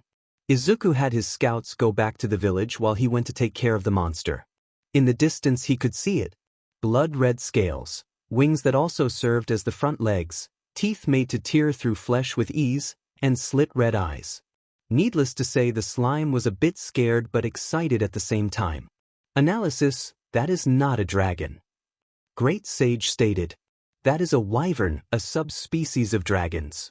Seriously? He sighed. Well, that's disappointing. The wyvern let loose a torrent of fire below it. Upon getting closer, Izuku could see that they weren't humans but humanoid in shape. The wyvern had done a number on them for sure. Izuku didn't hesitate to use Black Whip. The black tendril split into 6 and wrapped around the monster, causing it to squirm violently. Black Flame. The flames traveled along the tendrils and began damaging the now livid monster, who retorted via spewing its own flames at Izuku. The teen flew upward and then increased his speed. 50% of 1 for all activated in his right arm, and then it was covered with flames while black lightning crackled around it. I'd rather not take any chances. He silently missed. Dual Element Smash. His fist impacted with the wyvern for only a second before it tore straight through it. The monster's heart was completely gone. The corpse fell to the ground and Izuku followed, using Predator when he landed. It took about a minute to fully consume the wyvern and a few seconds for analysis to succeed. Are wyverns usually so weak? He was disappointed. Now about you guys. The group of 6 were on guard despite being heavily injured. The horns on their heads made it obvious that they weren't human, plus one had red skin and another had purple. The latter had burn injuries. Izuku didn't know it, but the wyvern had actually been very strong. You all need medical attention, he said. Here, these should help. He brought out 6 potions and gave one to each of them. Considering their situation, they didn't have any other choice but to accept the humanoid slime's help. The potions healed all their injuries instantly, while Great Sage told Izuku that these were ogres. If you come with me, I can take you to the goblin village where I live. I assume that you're all hungry and could use some rest. Thank you. The red-haired ogre said. No problem, besides saving someone who is in trouble is common sense. He was quoting Touch Me. His eyes widened. Ranga! The wolf jumped out of his master's shadow. Lead them to the village. Something crashed into the ground a few feet away from them. Despite his hesitation, Ranga led the ogres to the village. The smoke cleared to reveal Shalltear. She was awake. While he was happy to see this, he was also nervous because she was smiling. The vampire walked forward toward him, not knowing that he was fully prepared to use Predator if he had to. Shalltear Bloodfallen's magicule capacity is at a sustainable level. Great Sage chimed in. Your strength dwarfs hers by 20 times. Is there any way to put that into Yggdrasil terms, like levels? He asked before Shalltear stopped until she was about a foot away from him. You're looking well, he said. How are you feeling? Better than I've ever felt before, the vampire stated.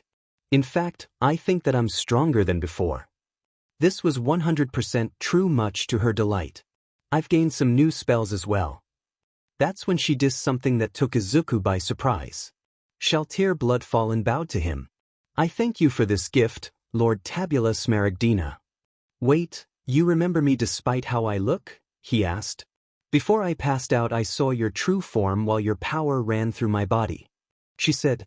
I truly am happy to see another supreme being. I go by Izuku Tempest now, so please just call me Izuku. He said. And I'm no longer a brain eater like I was in Nazarick. He turned into his slime form. I'm a slime now, he said. Plus it's been a long time since I was in Nazarick. It feels like years, but it's only been a couple months. Sighed. Name change or race change, none of that matters, you're still a supreme being. She said. A glorious person who reigns above all others. That's a bit much, but... He turned back. Hearing you say that makes me really happy. A smile. It was something so simple, but seeing Izuku smile like that made her immensely happy. Something was there, but she couldn't be specific. Can you tell me everything that happened, please? She nodded and proceeded to explain everything that happened before she ended up in this world. From Mamanga changing his name to Ainz Olgaun, her mission and brainwashing which resulted in her death and revival, and what she knew a few weeks after that. Needless to say, Izuku was torn. He was happy that his friend was safe, but some of his actions and decisions were controversial. Saving that human village was good, and while he wasn't fond of killing, he understood that the humans weren't going to back down. Even so, it sounded like Ainz was being influenced by his new status as an undead. Then there was Albedo being in love with him. Izuku was 100% sure that he didn't make her to be in love with his friend. A beach sure, but not in love. The other NPCs were another matter altogether. Despite this, he now understood what was going on. It sounds like you were transported to another world again, this world to be specific, and I'm not sure it's possible to get you back. Izuku said. I reincarnated here because I died as a human and not as Tabula. He bit his thumb. Something isn't right, world travelers are rare, and it's usually through hero summoning that brings them here. The hero is always human though. He sat in the ground and listened when Great Sage began talking. A side effect of too many summonings, or it may be a freak accident with a 1 in a trillion% chance of happening. Sorry, I got a bit carried away, he said while standing up. I won't force you to come and stay, but if you want to live with us then you're welcome to stay. He offered. This can be your home if you want. He wouldn't beg, but his tone made it clear that he wanted her to stay. If it means being in service to another supreme being, I'll stay for eternity if that's your wish, she said. Izuku suddenly embraced her with joy. He was immensely happy to hear that she was going to stay. The vampire froze and her face turned red as she comprehended what she was feeling. Now that they were so close, she could feel it, the immense power of the teen.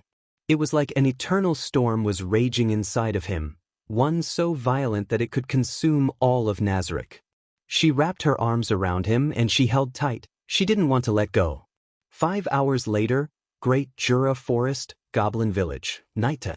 10,000 armored orcs attacked your village and now you 6 are all that's left. Izuku said, summarizing what the red-haired ogre had told them. I don't have to assume that they'll end up here, they will unless they're stopped. He took a bite out of the bone of the monster that was being served up to the feast. How about you 6 live here from now on? I can offer food, housing, and clothing, plus I don't want you to go after the orcs as you currently are. He stated. It's a suicide mission and it'll mean the end of the ogre race for sure. This is the most blunt I've seen him be. Kaijin silently said. Well, it looks like he genuinely cares about their safety. Sorry, that was kind of harsh, but I'd rather not see you all die. Plus I get the feeling we could become really close friends. The teen genuinely believed this. After all, everyone needed a friend and ally to have their back. Friends, he said. Does he mean subordinates? Misunderstandings were going to be common in the future. The next day Izuku would give the 6 of them names and go into a 3-day slumber. 9 days later, Great Jura Forest, Goblin Village. A dragon of immense size. Larger than the entire planet with unrivaled power, and it was staring at him with glowing white eyes. That's when it opened its mouth. Izuku wasn't sure what the dream meant or if it was even a dream. It kind of felt like telepathic communication, but much more advanced. He would address it later, however, as he had to focus on much more important matters.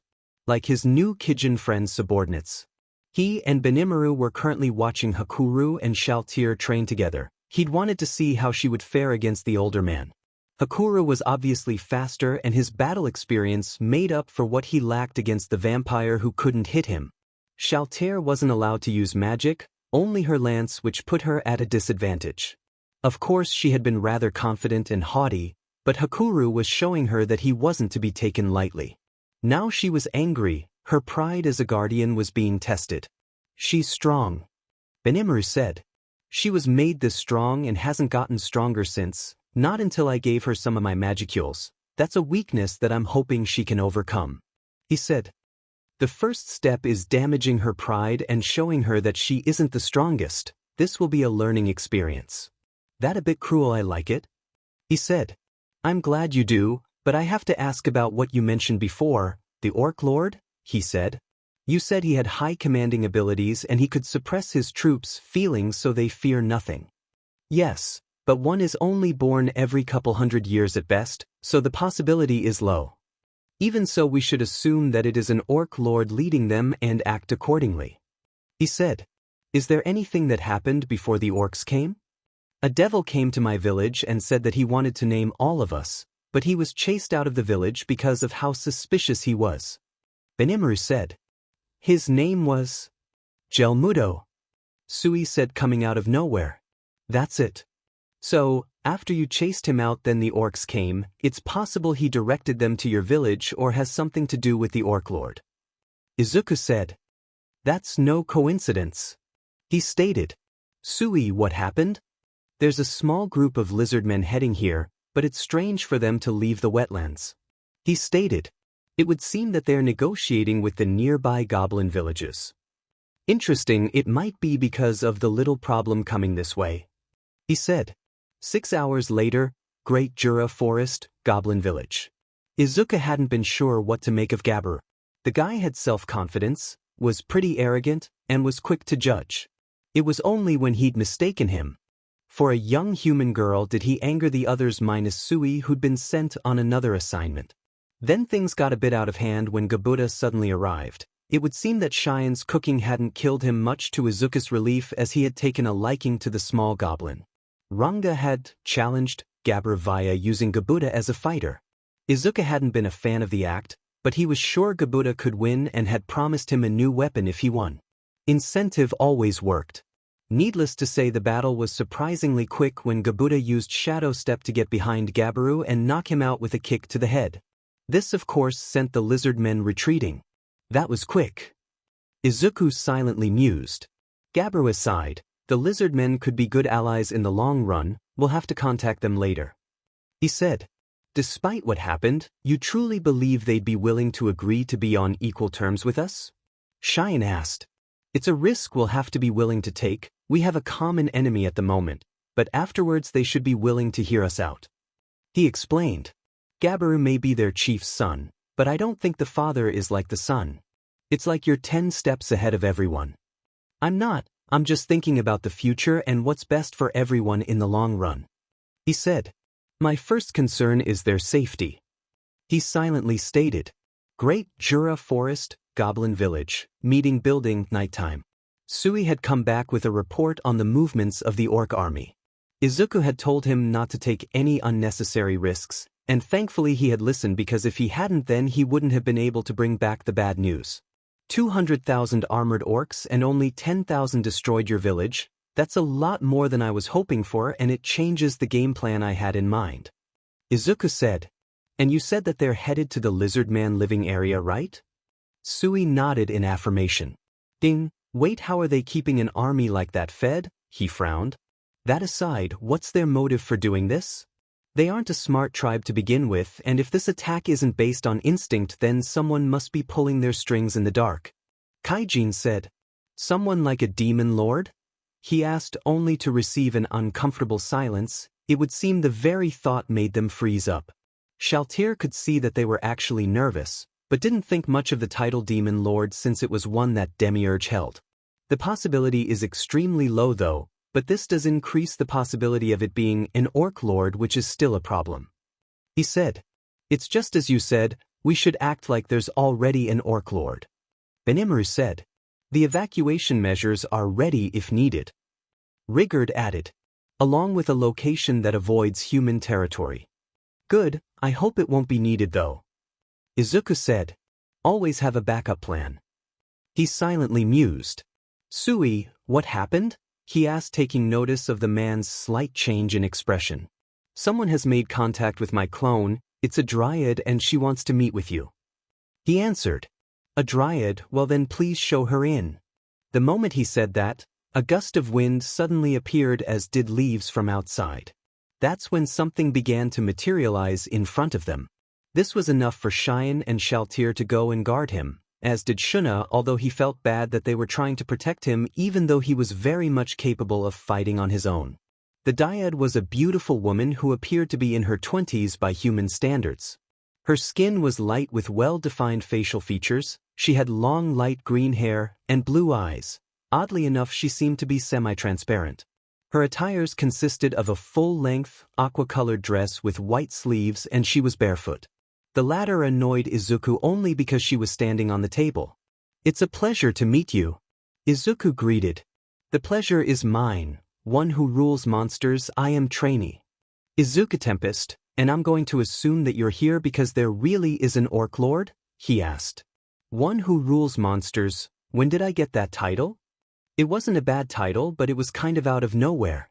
That's correct, I've come here with a dire request. Trainee stated. I ask that you subjugate the orc lord. There it was, now they had 100% confirmation that it was indeed an orc lord. Her request on the other hand. Sure thing. His answer was simple despite the request being immense in scale. He knew that the fight was coming, and now he had another reason to fight. And he didn't plan on losing.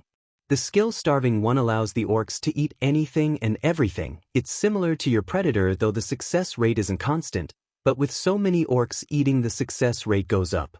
So their goal isn't to destroy, it's to gain strength through consuming their enemies. Izuku sighed. After the meeting, he had set up the squads and laid out the plan that had the highest chance if bringing them victory. His group of 6 were on their way to the Lizardman marshlands. They knew their roles well, and he was aware that a certain vampire wanted to be on the front lines. This battle is going to be large in scale with more enemies than you've ever faced, and the tactics I would use you for won't exactly work here. Izuku explained. What about the Orc Lord? The Orc Lord is mine, but if I require backup you'll be the first one I call. He said. Izuku wasn't sure how he was going to take on something that could evolve into a demon lord, but he had great sage go through multiple possibilities. There was no way to know what he was going to face, but he needed to be careful.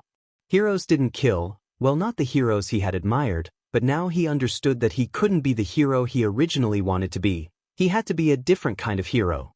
There was no other choice, not with so many lives on the line. Lizardman wetlands, nighttime.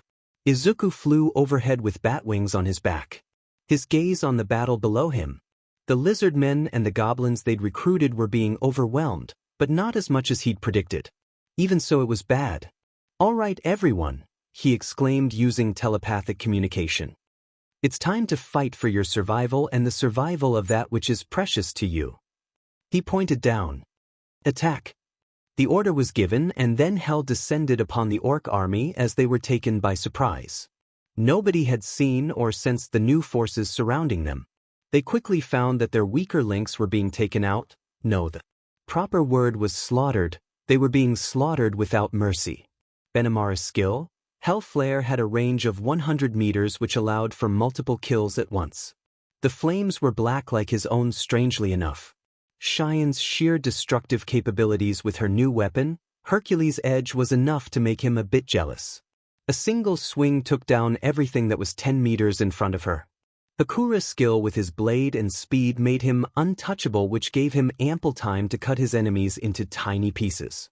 Gabuda and his goblin riders were doing great as well. Ranga's death storm worked wonders as well. Then there was Shalltear. She was showing off her strength as a floor guardian of Nazarick. She'd used the skill, Summon Household, to spread out across the battlefield to disrupt enemy forces. This saved the lives of many lizardmen. Granted, she couldn't care less about their lives. In truth, she would have been fine with letting them die, but she'd caught on that saving them would please him. She had donned her armor and struck down any and all who attacked her. It was worse for anyone she targeted herself. She was performing her role perfectly.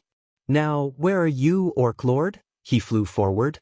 You're definitely going to stand out, so finding you shouldn't be there you are. He stopped. The Orc Lord took notice of him almost instantly, but showed no interest. Shizue's mask makes me seem like a normal human. He'll underestimate me good. He grabbed his sword. I need a pair of gauntlets. I'm hungry, bring me something to eat, the Orc Lord exclaimed. Starving one is really getting to him. Great Sage, is there anything else wrong with him? The Orc Lord's intelligence has been significantly diminished due to the attainment of multiple skills of different elements. She explained. So, is it possible that he's... The sudden sight of something crashing into the ground caught his attention, but it also put him on guard. If this was a new foe, then he would have to be ready to fight. Prepared or not. The smoke cleared to reveal a man in a stitched-up plague doctor's mask, a white top hat, and a white coat.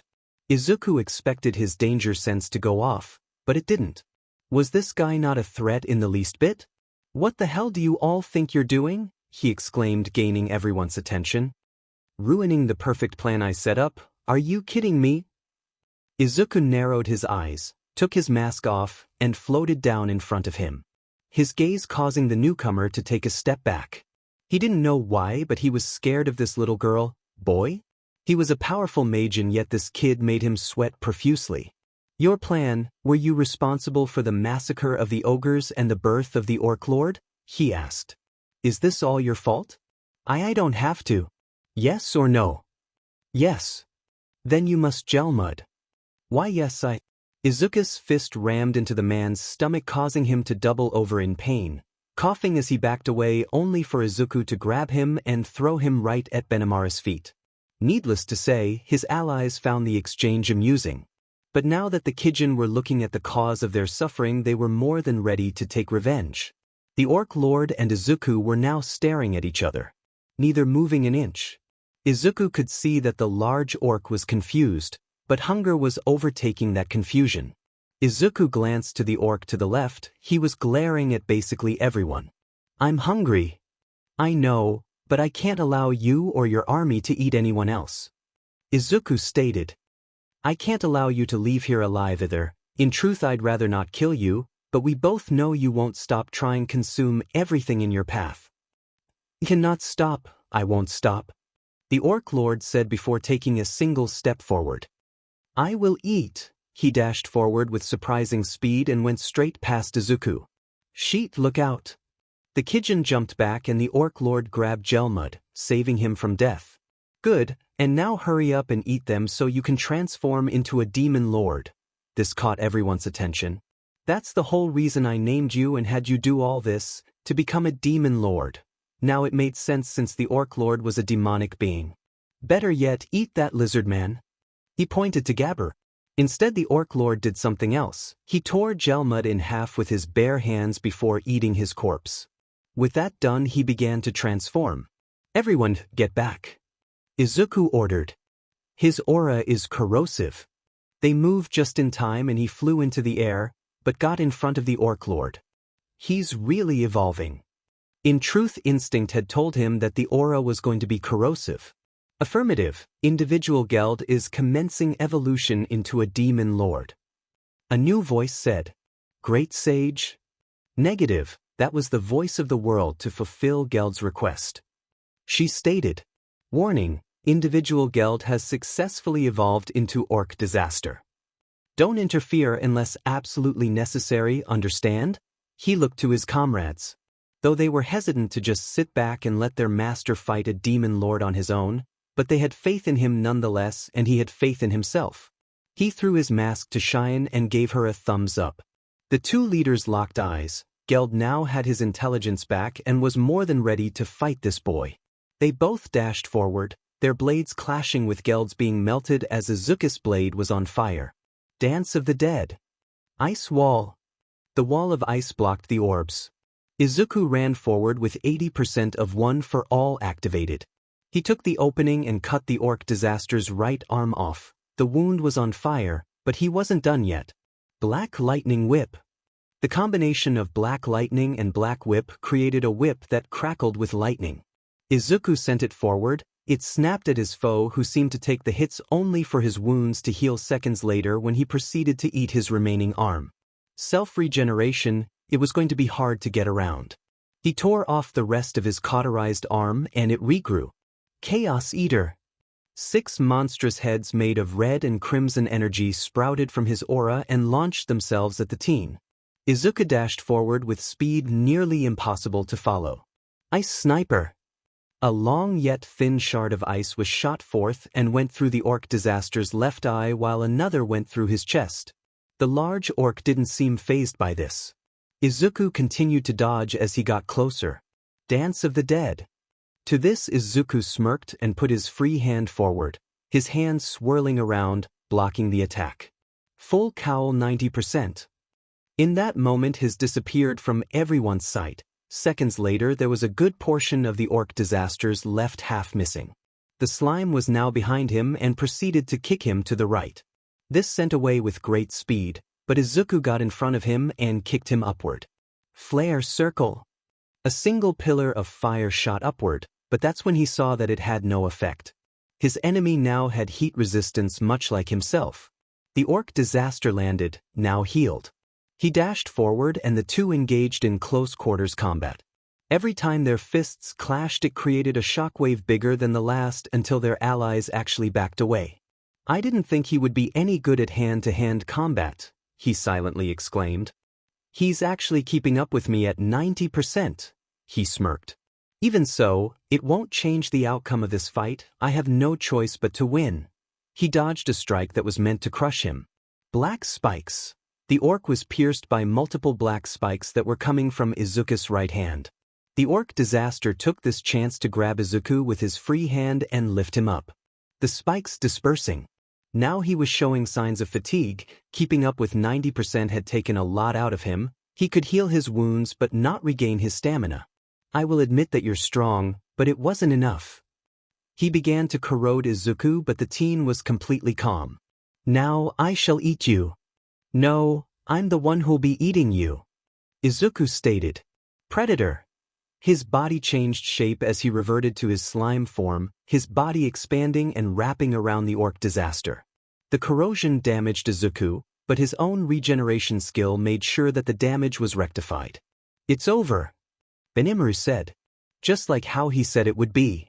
He knew everything that would happen. It explains why he was so casual about assigning our roles. She smiled at the realization. Yeah. I plan on wearing him down over the course of the battle, which should last about 16 minutes, and then I'll defeat him with Predator. It would seem that everything has gone according to his plan, Hikaru said. From Gelmud showing up and being consumed, the Orc Lord's evolution, and the battle. The old man couldn't help but smirk. Were you truly worried? Shalltear asked. It would seem he matches Lord Ainz in battle strategy. Our chances of losing this fight were non-existent. She had been told about her defeat by Ainz's hands. Ainz had known everything about her and had planned everything accordingly, so her defeat was all but guaranteed. Even so, she didn't look at him with fear afterwards. Yet after watching Izuku fight and now watching him consume his foe, she felt her body tremble a bit. If I'm not careful I'll have an accident on the battlefield. It took a little while for Izuku to finish consuming the orc disaster and the sun was coming up when he was done. But the battle was won, and Izuku Tempest had just grown in power. Even so, this wasn't fully over just yet. 2 months later, Great Jura Forest, Midoria. 15,000, that's how many orcs were left in the entire species. The famine had already hit their race hard and the battle had decreased that number by quite a bit. Geld's memories had showed him the desperation the orcs had been going through, and the true reason he had become the Orc Lord. The Majin Gelmud had manipulated them all after that, and these reasons were why Izuku had chosen to encourage a kind of forgiveness. Not to mention they'd been under the harsh influence of Starving One. Using this as a starting point, he had managed to make an alliance between all the races who had attended. Even the goblins that Gabru had brought in during his successful attempt at overthrowing his father. The lizard man and his followers were exiled, but Izuku had taken them in anyway. It was only at the end of the meeting was he given the grand title, Master of the Great Jura Forest, which also meant Chancellor. Trainee had declared this and the official start of the Jura Forest Alliance. Everyone bowed to him after that. He had gone on to name the orcs and the goblins who had wanted to serve under him. Now, their once small village was growing even larger now that more buildings were being built, fields were being made much larger for growing food, a proper military force was being planned out, and various other tasks.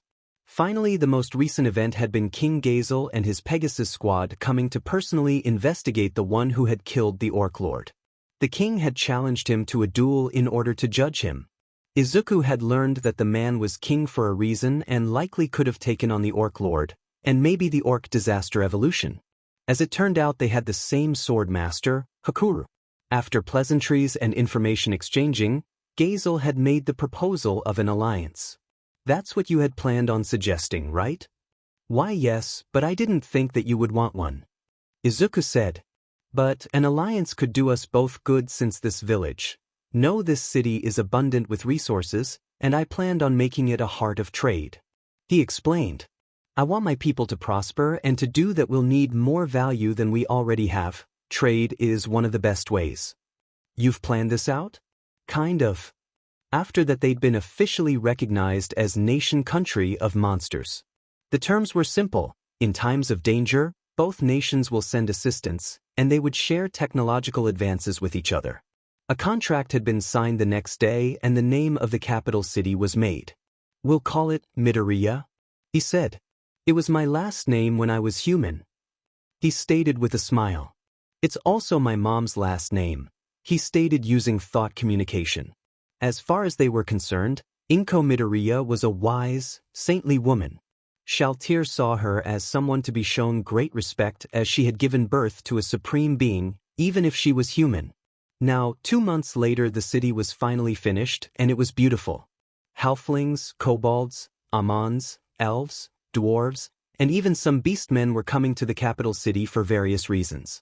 Trade, sightseeing, the unique foods, and even looking for a fresh start. The laws were made very clear and very obvious. They would be enforced without hesitation. Threats from outside were quickly dealt with before they could truly become threats. There were even those who wished to join the military force to protect the only safe haven for monsters. At the moment, Izuku was at one of the food stalls that had been built. My God, this is amazing! Someone exclaimed. They were eating pizza, one of Izuku's favorite foods. It was easy to make and tasted amazing, as evident by how much money they'd made. Other Japanese dishes and sweets were popular as well. The former minister, Vesta, enjoys cinnamon buns especially. For 2 extra gold you'll get an entire pie, which is a round 12-inch slice that can be cut up and shared with your friend. You can even choose 3 toppings. Needless to say, they ran out in minutes and had to go back into the kitchen to make more. Lord Izuku, the assistant chef called. Thank you for covering for me. The goblin bowed to him. No problem. The slime said, food is an amazing thing that can bring people together, you know. He smiled. Now, if you'll excuse me, I have to go see with a certain vampire. He left and flew away. Shalltear wasn't in trouble by any means. In fact, he was more concerned about her growth. He landed where their soldiers trained and sparred with each other. Shalltear and Shine were waiting for him. The vampire had an umbrella that shielded her from the sun. Granted, she didn't exactly need it. Sorry to suddenly call you out here, but I needed to check on your growth, he said. Growth? Yes, and to do that I've developed a new skill to gauge the strength of individuals. You want to compare the two of us, right? Cheyenne asked with confidence that she was stronger.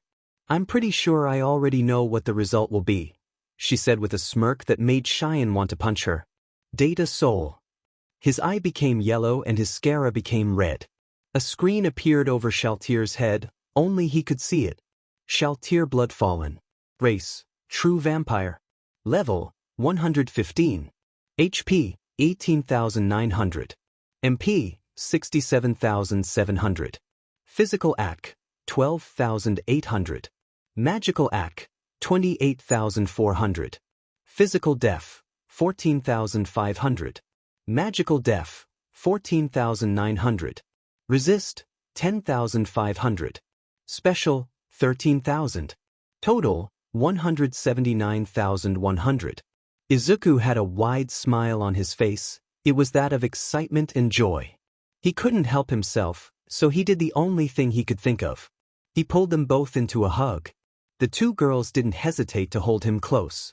Shalltear, you broke through the original Yggdrasil limitations. Izuku stated. You're level 115 now, it's unprecedented. He said before using the skill on Shine. Race, Kijin. Level, 90. HP, 28,900. MP, 12,700.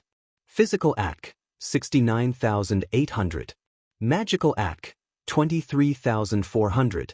Physical Def, 20,500. Magical Def, 19,900. Resist, 13,500. Special, 19,000. Total, 207,700. Shine, you're level 90, but your total stats are higher. He stated. Your evolution must have increased your base stats but not your level. The battle with the orcs brought you up to level 90, which made you stronger. Cheyenne smirked. This made Shalltear want to punch her in the throat. Now they knew who was stronger, but Shalltear's skills gave her a significant advantage. Izuku hadn't planned on using it on himself, but now he couldn't help himself. Izuku Tempest. Race, Slime. Level, 126. HP, 48,900. MP, 90,700. Physical AC, 66,800. Magical AC, 83,400. Physical Def, 30,500. Magical Def, 24,900. Resist, 45,500. Special, 80,000. Total, 470,700. Oh! He hadn't expected such high numbers, to be honest. Now I have a second way to gauge a person's strength, but having Great Sage gauge strength by magicule amount is a lot easier. He silently noted. Data Soul isn't as useful as I thought. Correction, Data Soul would be best used to gauge the strength of the Nazarick residents and inhabitants of the New World. Great Sage chimed in. From what Shalltear has told you, it can be hypothesized that the magic of that world is similar to this one, but the magicules in the atmosphere have taken on detrimental properties, possibly stunting the growth of magic. She explained. However, the tier system would be best implemented here, but more information is needed. We'd have to get a magic caster from that world to explain things. Izuku said. Do I have any super tier skills? Myself and Gluttony. The latter was the evolved form of Predator, created by combining it with Starved. The latter being the skill he obtained from the orc disaster. I'm definitely stronger than Ainz now, but his skills and gear put him at an obvious advantage. If I had my skills and gear from when I was Tabula, then I'd be able to really put the hurt on him. But I gave him my gear. His eyes widened as a realization hit him. Rubido. He said, letting go of the women. That name actually made Shalltear nervous. What about her? The vampire asked. You created her to be the strongest entity in Nazarick. Yes, and I also gave her my black box. Black box. A world-class item that I got before I joined Nazarick. It has a backup of all my god-class armor, weapons, and another world-class item, Grimoire of the Almighty. He sighed. Well, I made it so she would keep it secret from everyone. That grimoire is the most dangerous item in Nazarick. Now he was agitated. How dangerous?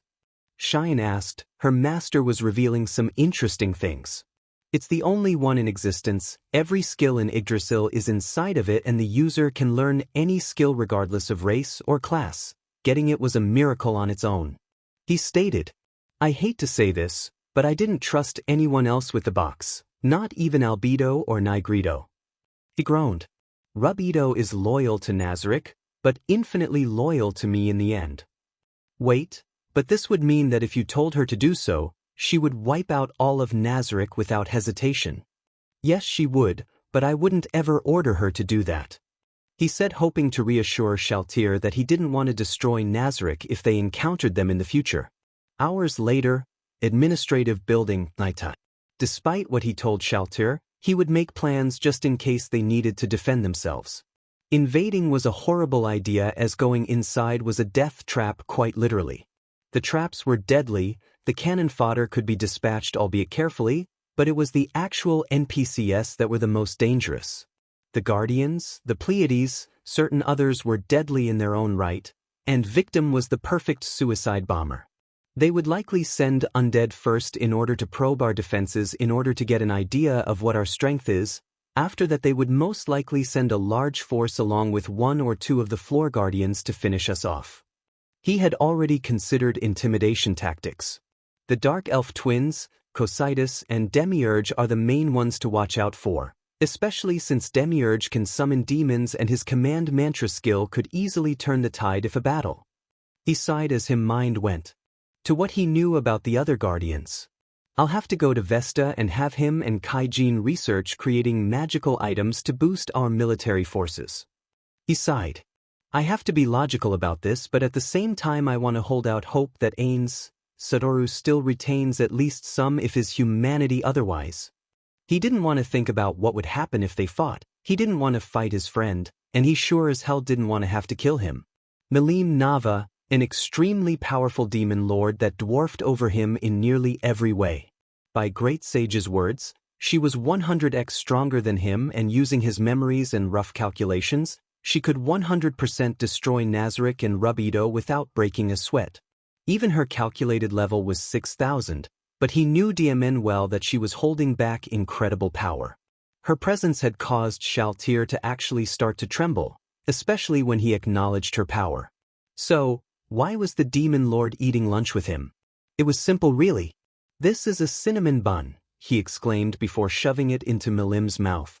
That's right, it was because his attack had been making her eat his sixth favorite snack. Shizu had told him to do it and then she'd gone straight back to sleep. That woman sure was wise. Milim had then announced to the entire city that she and Izuku were BFF, best friends forever, or besties for short. That was how Izuku avoided getting his butt kicked in front of everyone, and they gained a new ally. Oddly enough, Milim had been the one to suggest a simple yet effective pact. The same one Midoria had the King Gazel. Messengers would be sent to Milim's domain with proof of her signature and everything. So, how are you liking the food? It's freaking awesome, she exclaimed. I mean, you put melted cheese and meat in the crust? I've never tasted anything so amazing, she smiled. Well, food from Earth was varied and there were a lot of delicious things. He stated. It was basic knowledge that he was an otherworlder, specifically a reincarnated. Do you miss Earth? That's complicated. He responded. I miss my human friends, my mom, my teachers, and that's it really. He said. I guess I just miss the people and not much else. Would you go back if you could? If only to see my loved ones, to tell them everything about my adventures here and let my mom know that I'm safe and happier than I've ever been. He smiled. I want her to know that there's no need for her to mourn anymore. I want her to know that I became the hero I always wanted to be. I want All Might to know that he didn't make a mistake choosing me as his successor. He was looking to the sky, his eyes full determination and something that Milim couldn't describe. Well, something like that anyway, but with a lot more crying. He laughed. What about? Milim was leaning on his shoulder. Hey, Ambich. The demon lord shoved a piece of stuffed crust in his mouth. I think you're better as a monster than a human. Milim said. No human could have done everything you did. She's right. Cheyenne said, laying her head on his lap. I believe that this was destiny, that despite the tragedy we faced, it was all meant to lead to this nation where monsters and humans can coexist in peace. She smiled. Ah, what a time to be alive. Yeah, what a time to be alive. He said. It's peaceful for now, but I'm worried about the Western Saints Church doing someone against us. There was no way they were going to ignore them for much longer. Not at the rate they were growing.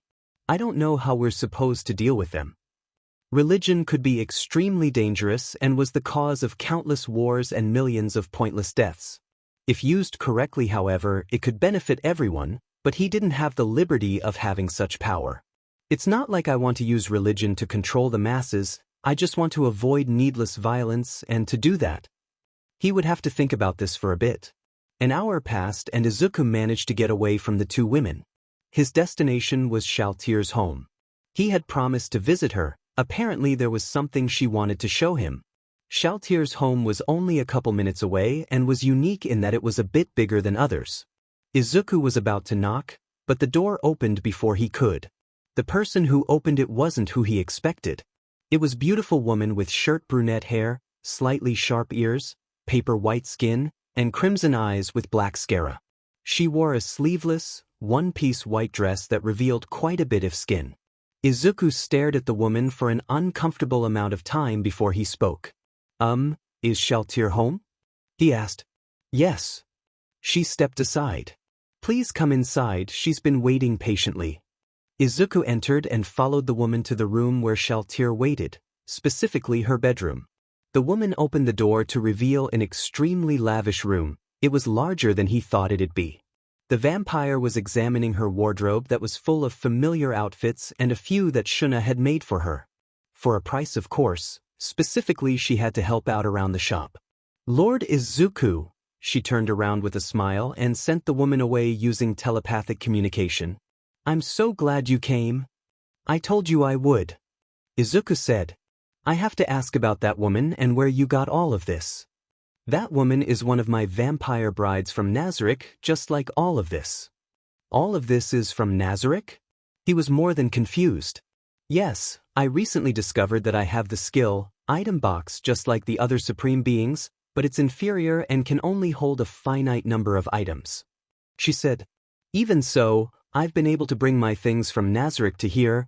I'd say that my old room is almost empty. She explained. Granted, this is the only vampire bride to survive the trip. That explained the smell of blood, but she had obviously cleaned up her own mess with the help of her only vampire bride.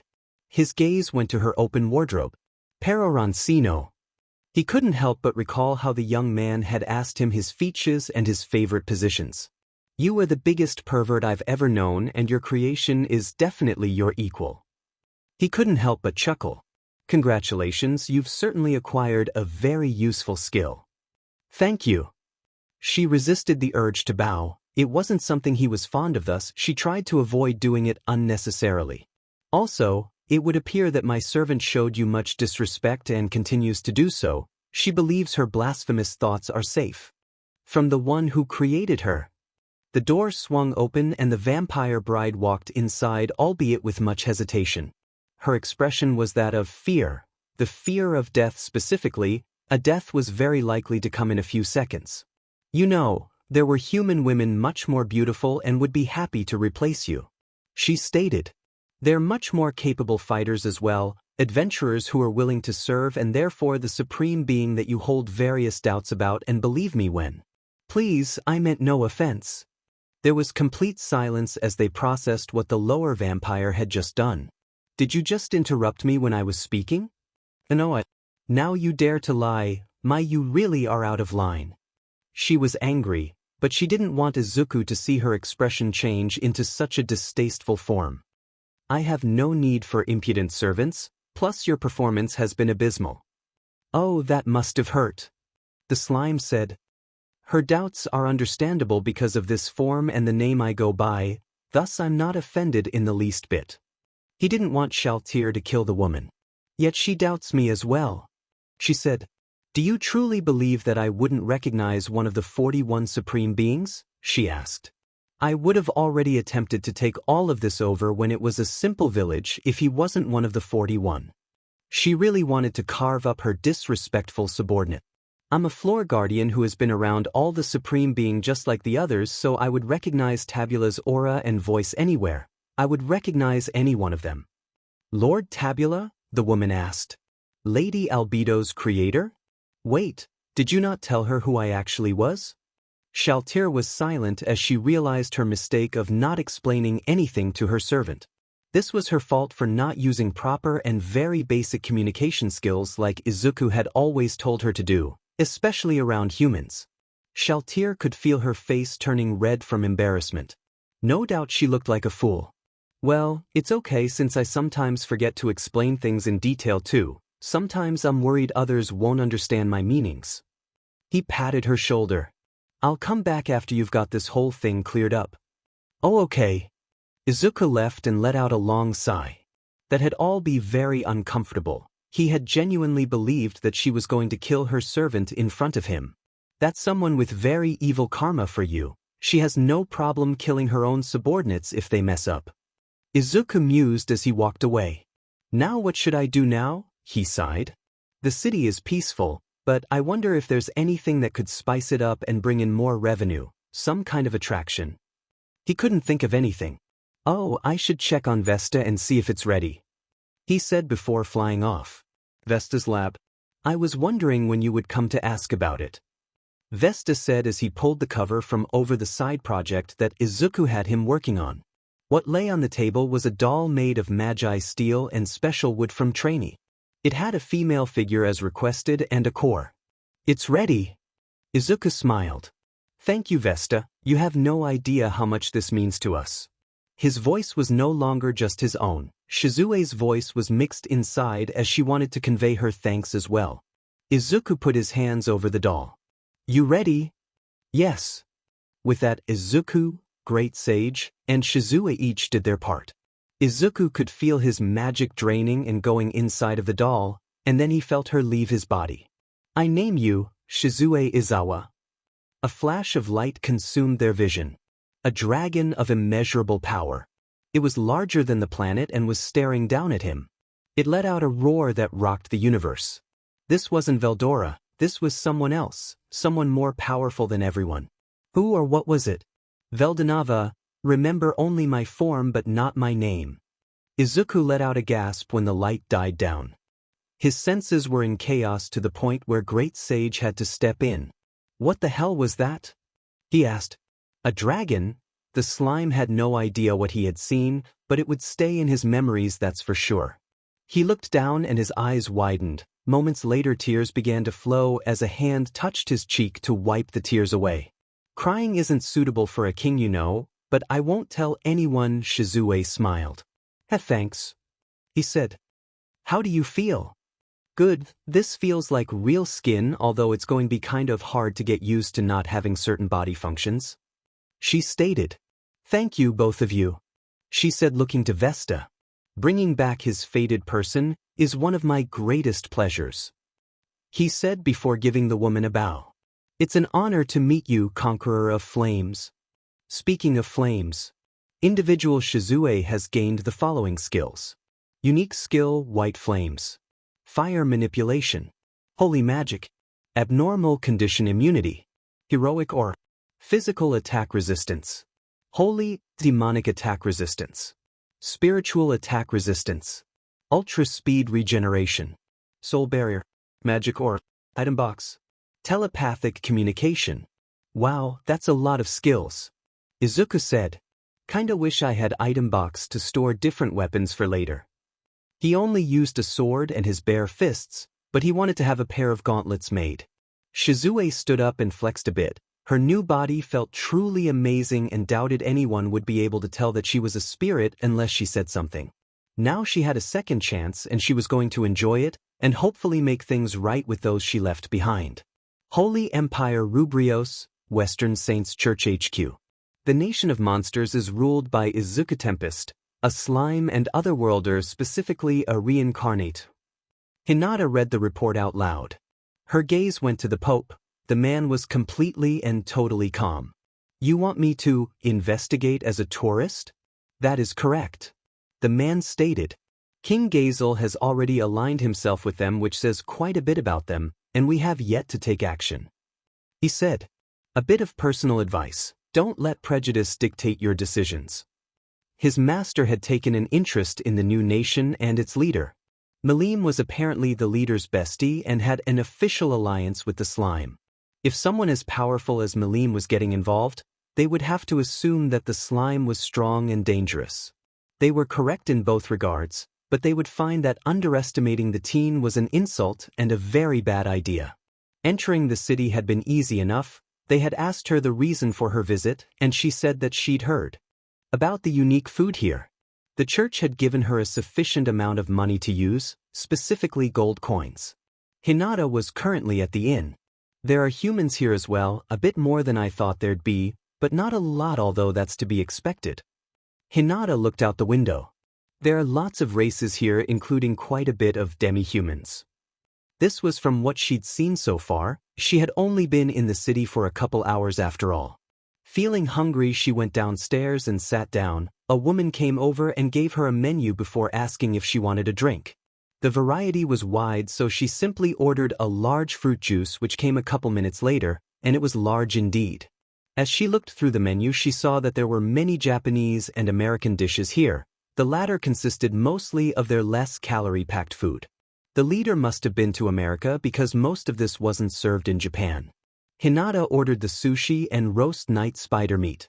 It came about 15 minutes later, and she quickly realized that the meat might be too much for her, as a single piece was half the size of her arm. I guess these servings are fit for monsters and certain demi-humans like beastmen who eat a lot. She gave a prayer and started on the sushi. A single bite in, and she found herself entrapped by the flavor and texture. It reminded her of Earth. The good parts and the good times she had there. The love and kindness she'd know from her parents those few times before the gambling and the cult. Before she'd murdered them. Before she knew it, she was out of sushi to eat. It's pretty good. She took a few gulps of her drink. It was flavor, yet it was without sugar. Then she started on the night spider. It wasn't as good as the sushi in her opinion, but the skis brought out the flavor, and for some reason it made her feel stronger. She figured that it must be some kind of placebo effect from eating such a dangerous monster. After paying and thanking them for the food, she left feeling full. That wasn't as expensive as I thought it'd be. She mused before walking forward. As she explored, she found herself arriving at a large open area. It had an under construction sign in front of it. There were high orcs, goblins, and humans working on what she could tell would be massive in scale. What could this be? She couldn't really imagine what they could be building. Leaving, she continued to explore until she caught sight of something incredible. A bathhouse. Immediately she hurried inside. Monsters or not, she was going to have a proper bath, damn it. Upon entering, she saw that it was a lot larger on the inside. There was even a modern restroom. Hinata entered the bath and was quick to scrub herself clean. The woman hadn't known how dirty she was until she began washing herself. To say it was heaven was an understatement. She felt a large weight being lifted from her shoulders. Shizue-san would love this. She mused. Hinata remembered the day Shizue left. It wasn't without warning, as the woman told her that she was going on one last adventure. She'd said the same to those children. She'd also told them that she was going to come back. From what she'd heard, Shizue had passed away here in Midoria. That was enough to make her suspicious. After an hour of bathing, she finally left feeling refreshed. When she came out, she noticed someone very odd. A young woman in a white dress, but the odd thing was that she looked exactly like Shizue. It made her heart beat faster and her mind race. Hinata proceeded to run over to the woman who looked like her dear master. Shizue was headed to Shuna's shop. She had a special request. Then she needed to go to Kurobe in order to get a new blade. She didn't want to get rusty. There would always be danger, and she wanted to utilize her new strength in order to protect those close to her. Shizue-sensei. The woman froze and then turned around to see her former student, Hinata. The young woman was staring at her with wide eyes. Hinata, you're here? She was quickly pulled into a tight hug. This is new for you. I never knew you to be a hugger. She said, only to receive no answer. I'm sorry I left so suddenly. She held the younger woman. After a few minutes of awkward hugging, Shizu took Hinata to her home. It was just like the one she lived in when she was on Earth. Can I get you anything? No thank you, I had a large lunch. She said. Shizuo-sensei, what are you doing in a place like this? She asked. Well, I live here now. She stated. I went on one last adventure and now I'm retired in a sense. She sat down. Retired? The former hero sighed. This was going to hard to explain, but she had to explain in a way that wouldn't make Hinata go after Izuku. I'm no longer human. Shizu said. I'm a high-tier holy spirit now and this body is made of magi steel and an incredibly powerful wood from the dryads. She explained. I'm no longer human, and because of that I'm finally free of the fear that I might lose control and hurt those around me. She smiled. I'm happy like this. Shizu-sensei. Hinata didn't know what to say. Shizu seemed genuinely happy with her life this way. Hinata looked up to her with the utmost respect, but she would have to experience more of this city in order to make her own decision. Either way, it was good to see Shizu again. 4 days later, Great Jura Forest, Midoria. Izuku hadn't expected Shizu to introduce him to her former student. He was more than happy to meet her though. 5 minutes in and she made it very clear that she didn't trust him. This hadn't stopped him from being polite and kind to her as he would be to anyone else. This also meant keeping Milim from the young woman as to avoid a fight, and making sure that Shalltear didn't attack when Hinata said something she didn't like. Listen, Hinata may be a human, but she can kill you. Izuku said. Trust me when I say that even I would have trouble dealing with her, she's stronger than most humans I've met. Keeping the others away was easy enough since they were much more mature than Shalltear, and understood when they needed to be careful around someone. Also, they could see how delicate the situation was. Izuku was very grateful for this. Wait, were all 3 of us quirkless when we were born? Izuku asked. It would appear so. Hinata said. It seems like most of those who end up in this world are quirkless. Those who don't fit in with society end up here and gain power they didn't have on Earth. She took a bite out of her meal. Might have me his, but then again I was reincarnated, not summoned. He said. I still don't get why I was reincarnated as a slime, but at the same time I'm happy to not be human. You don't like humans? I like humans, but they can be worse than any monster or demon, which is why we're so cautious with them. He stated. The last thing I want is for anyone to die or get seriously injured. Despite this desire, he did expect them to respect the laws of this city, and there were very real consequences to breaking those laws. Thankfully, only 3 incidents had happened, and after that nobody else had been stupid enough to try anything. Izuku hoped for this peace to last as there was really no reason for anyone to hate them. Even so, there was a reason he planned to have a secret investigation squad made. If there was anyone who truly posed a threat, then he wanted to know who and what they were, even if it was a single person. Nobody was going to hurt his people if he had anything to say about it.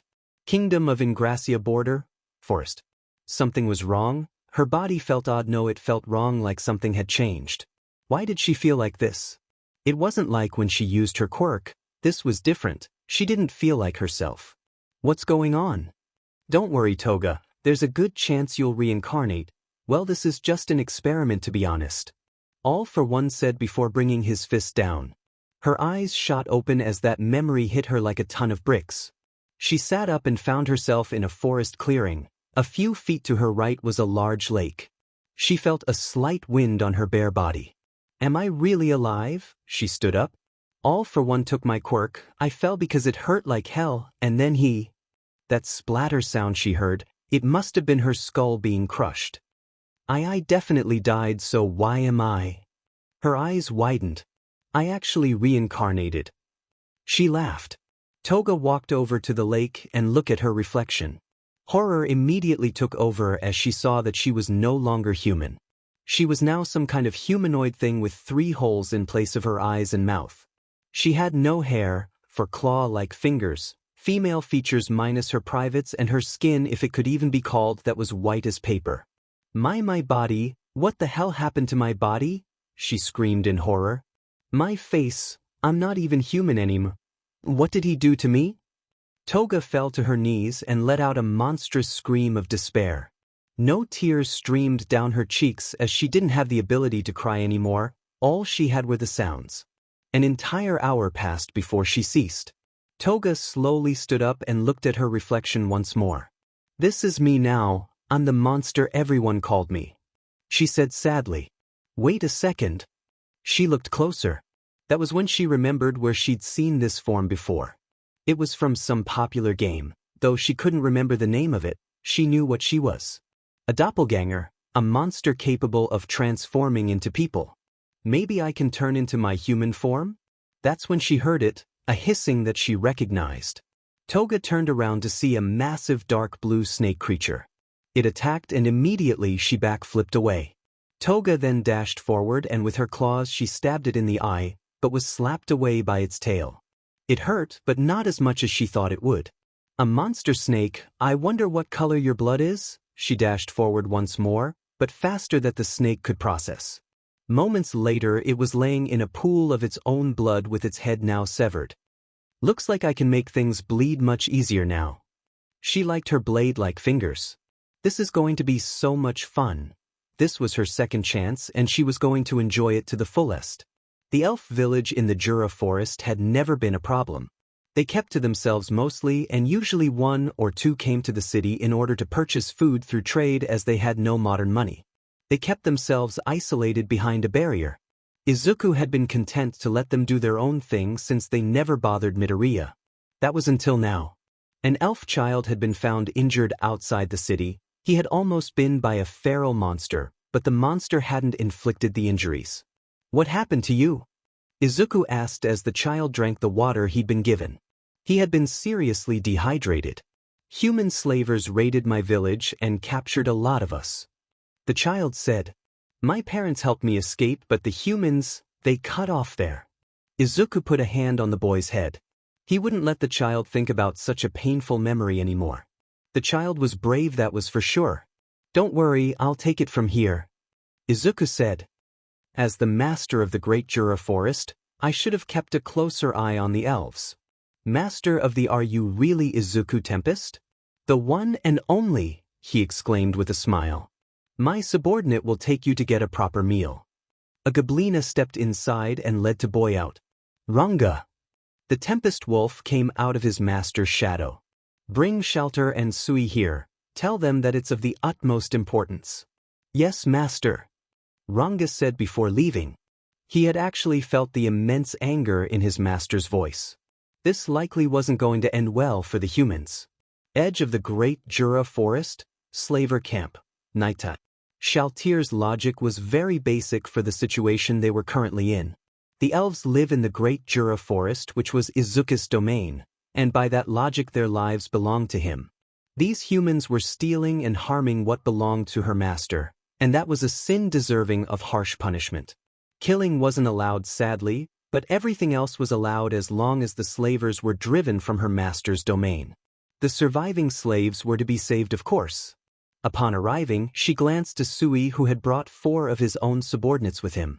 There was no telling what the humans had in store. 6 cages, 27 captives, and 3 are already dead. He said quietly. There aren't just elves, there are various others including humans.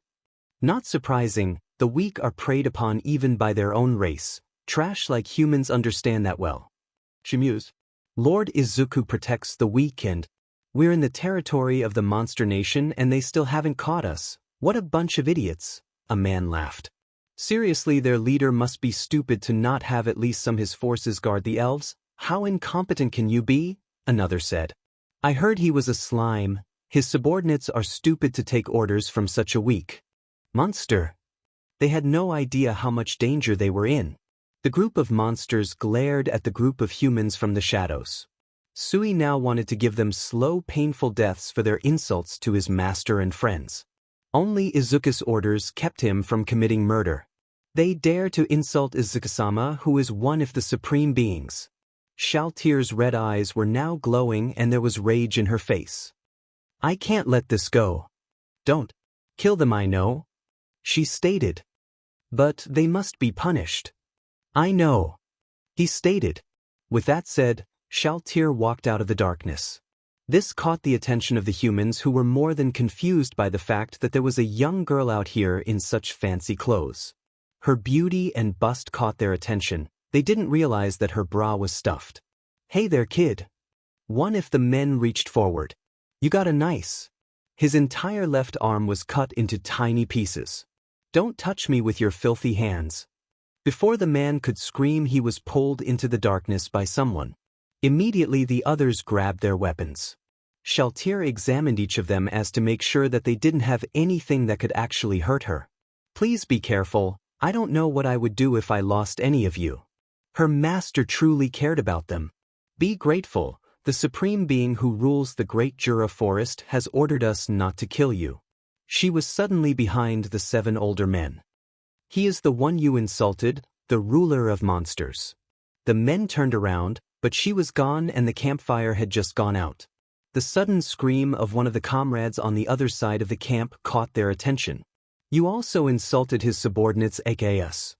A leg was suddenly severed and Amos let out a scream, if only for a moment, before he was dragged off. Shalltear didn't hold in her laughter as she began to brutalize her enemies. Sure, she would prefer to kill them, but the thought of crippling them and traumatizing for life brought a smile to her face and put a skip in her step. 11 minutes later, the humans were fleeing their camp, running as fast as they could, with some fleeing into the more dangerous part of the forest where they would never be seen again. If they were killed by the monsters, then it was their own fault for running that way. The others would never return, but they would tell stories about this terrifying night. The slaves would be freed from captivity and brought back to the city where they would be treated. The deceased ones would be buried.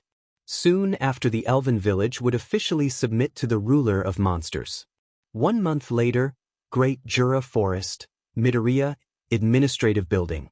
Izuku didn't know much about Demon Lord Carrion or his territory, since he didn't bother asking Milim any specifics about the other demon lords. A foolish mistake on his part. Now he had a chance to learn, since one of his subordinates was here. Their meeting hadn't exactly been peaceful though. In fact, it had started off rather violent. Izuku caught the fist of his attacker with no effort. The beast man was a bit stronger than Rimuru for sure, but not stronger than him. I don't know who you are, but attacking someone simply because they said hi. Izuku tightened his grip and began to overpower the man. Is extremely rude. He punched the man, sending him to the ground. The man's nose was definitely broken. Now then, the feeling of a terrifying aura began pressing down on him. He was only barely able to look up at the humanoid slime. His glare disappeared as a look of horror took over. Next to the slime was Demon Lord Milim Nava. She was glaring at him. That's when it happened. For a mere moment he saw a dragon. One of power beyond anything he could ever hope to match. Mind telling me why you're here starting a fight? As it turned out, he was here on the order of Carrion. To scout and find out who defeated the Orc Lord, and invite them to serve under Carrion. Serve under Demon Lord Carrion, tell him that if he wants to negotiate, then he should contact us another day. I'll forgive this little incident since nobody got hurt. Izuku said. Try a more peaceful approach and we'll be able to talk properly. Izuku had no desire for conflict, and would rather talk it out.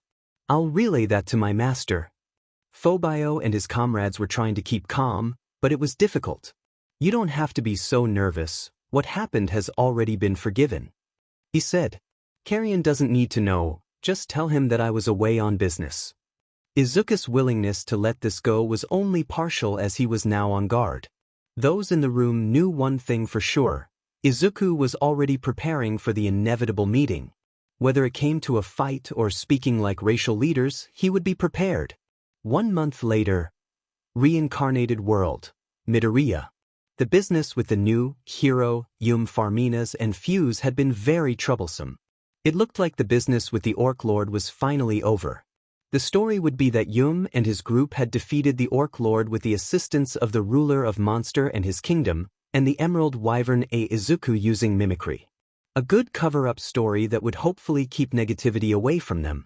After all, it wouldn't be good if certain other nations found out that Izuku had literally eaten the Orc Lord and grown stronger. Only a few knew the truth. Nice job helping Yum with the whole hero attitude act. Izuku said to Shizue. It was easy enough. She said, oh, I got a letter from Hinata. It looks like the Western Saints Church won't be taking hostile actions against us, but that's it. That's good enough. I'd rather not deal with hostile organized religion. He stated. Honestly, I'd rather not deal with religion in general. The last thing he wanted was fanatics and crusades. Earth's humans showed what came from those two things combined, and avoiding that was a must. Well, things are back to normal so. The sound of a roar caught their attention. Immediately the two jumped up and without needing any sort of order, Ranga jumped out and the duo rode on his back. Weapons in hand and ready for a fight. It had only taken them 3 minutes to reach the disturbance and what they saw was surprising. The goblin riders were fighting an undead creature, one that Izuku recognized all too well. It stood at 2 meters tall with a crooked body. It held a flamberge and a huge tower shield. It wore armor made of black metal with red bloodlines engraved on it. Moreover, the armor has sharp thorns everywhere and looks like an incarnation of violence. 2 demonic horns protrude from the helmet, with the face being visible underneath. It has a disgusting, rotted face whose empty eye sockets are filled with hate and killing intent, glowing with a flashing red light. That's a death knight. Izuku said. I'm going to have to. Gotcha! Gabuda exclaimed as he cut the undead in half from behind. This must have been the second time it was fatally hit because it disintegrated moments later. A level 35 undead had been defeated by a group of 5 goblin riders, that or it had just been Gabuda. Either way it was impressive. Well, it looks like we weren't needed. Izuku said, catching their attention. Here I was hoping to take my stress out on something, oh well. His gaze then went to Sui who had come out of the darkness. My lord, there's a horde of undead on the outskirts of the southern part of the forest. Sui said. They're about 30 miles away. This was more than surprising to them. A horde of undead were certainly a problem to be taken seriously. Any sort of horde was to be taken seriously. Izuku got off of Ranga and brought out his wings. We prepared for hordes like this, so be prepared to evacuate should the worst come to pass. Izuku said. Now go. The slime flew off to where the horde was, knowing how risky this was and how much he was worrying the others, but this was his duty. I have to make sure that I don't get overrun or caught off guard. Hi. Hey Milim. Now maybe I can just wait. What are you doing here? I was listening in and decided that I would come help. Listen, you're better off. Besties look out for each other. She exclaimed. So, I'm looking out for you. Izuku was silent for a few moments before deciding to silently accept Milim's words. It wasn't like he could stop her, plus he had to admit that going in alone was a horrible idea. It was beyond foolish and he realized now that he should have realized this sooner. Thank you. No problem, she smiled. I'll always have your back. She grabbed his hand and held tight, thankfully he couldn't feel pain. After a few minutes they reached their target to see that it was indeed a horde. The actual number was more than 200 for sure, but most were weak skeletons or zombies. There were some dogs mixed in, but no tempest wolves thankfully. Wall of ice.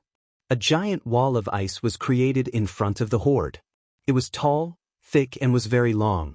Izuku looked at Milim who smiled. All right, let's finish this in a single attack. She reeled back her fist. Drago no. A fireball suddenly hit Izuku in the face.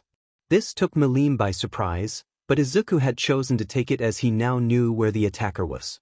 They could no longer hide with their invisibility skill. Now he was following them with his eyes, and he was making it very clear. It would seem that these undead are being controlled by someone. He said. The one in charge will likely dodge, but they won't be able to run. Fly. A ragged voice cast the spell. The caster rose to their level and deactivated his invisibility spell. He was a skeletal undead, without so much as a scrap of flesh on its body and radiated an aura of might of nightmarish negativity. It wore an old yet luxurious robe that covered its body of bones. It also held a twisted staff adorned with gems on its end. You're an elder lich. Izuku stated. Great sage, how strong is this guy? His magicule count is 350 lower than your own. She stated. Data soul levels individual elder lich as level 40, have fun. She was also showing his magicules and it wasn't impressive in the least bit. In fact the elder lich seemed a bit too weak. You know what I am, yet you have yet to flee for your lives. The undead said. That wall of ice won't hold my forces for long, it's best you kill yourselves now and save yourself the suffering. Milim, please take down the undead army with little effort, I'll handle this guy. The tone in his voice, she had heard it before, in fact she was very familiar with it. Her bestie wanted to break this undead for his arrogance, he wanted to play with his prey. She wasn't very good at acting so she was a bit jealous that he was going to have more fun. Milim flew down, leaving Izuku alone with the undead who was a very minor threat to Midoria. You're sending her to her death, how cruel of you. The elder lich said. I'll make quick work of you and then that city, so many corpses to use, I can make an army for my master. He took note of the mask, it was some kind of magical item.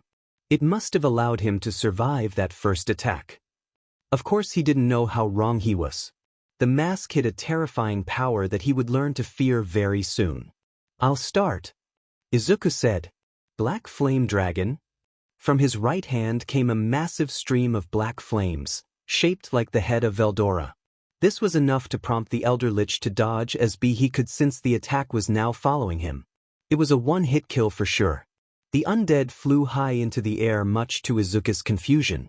Teleport. He was now under the spell as it flew into the air, dissipating when it reached the stratosphere.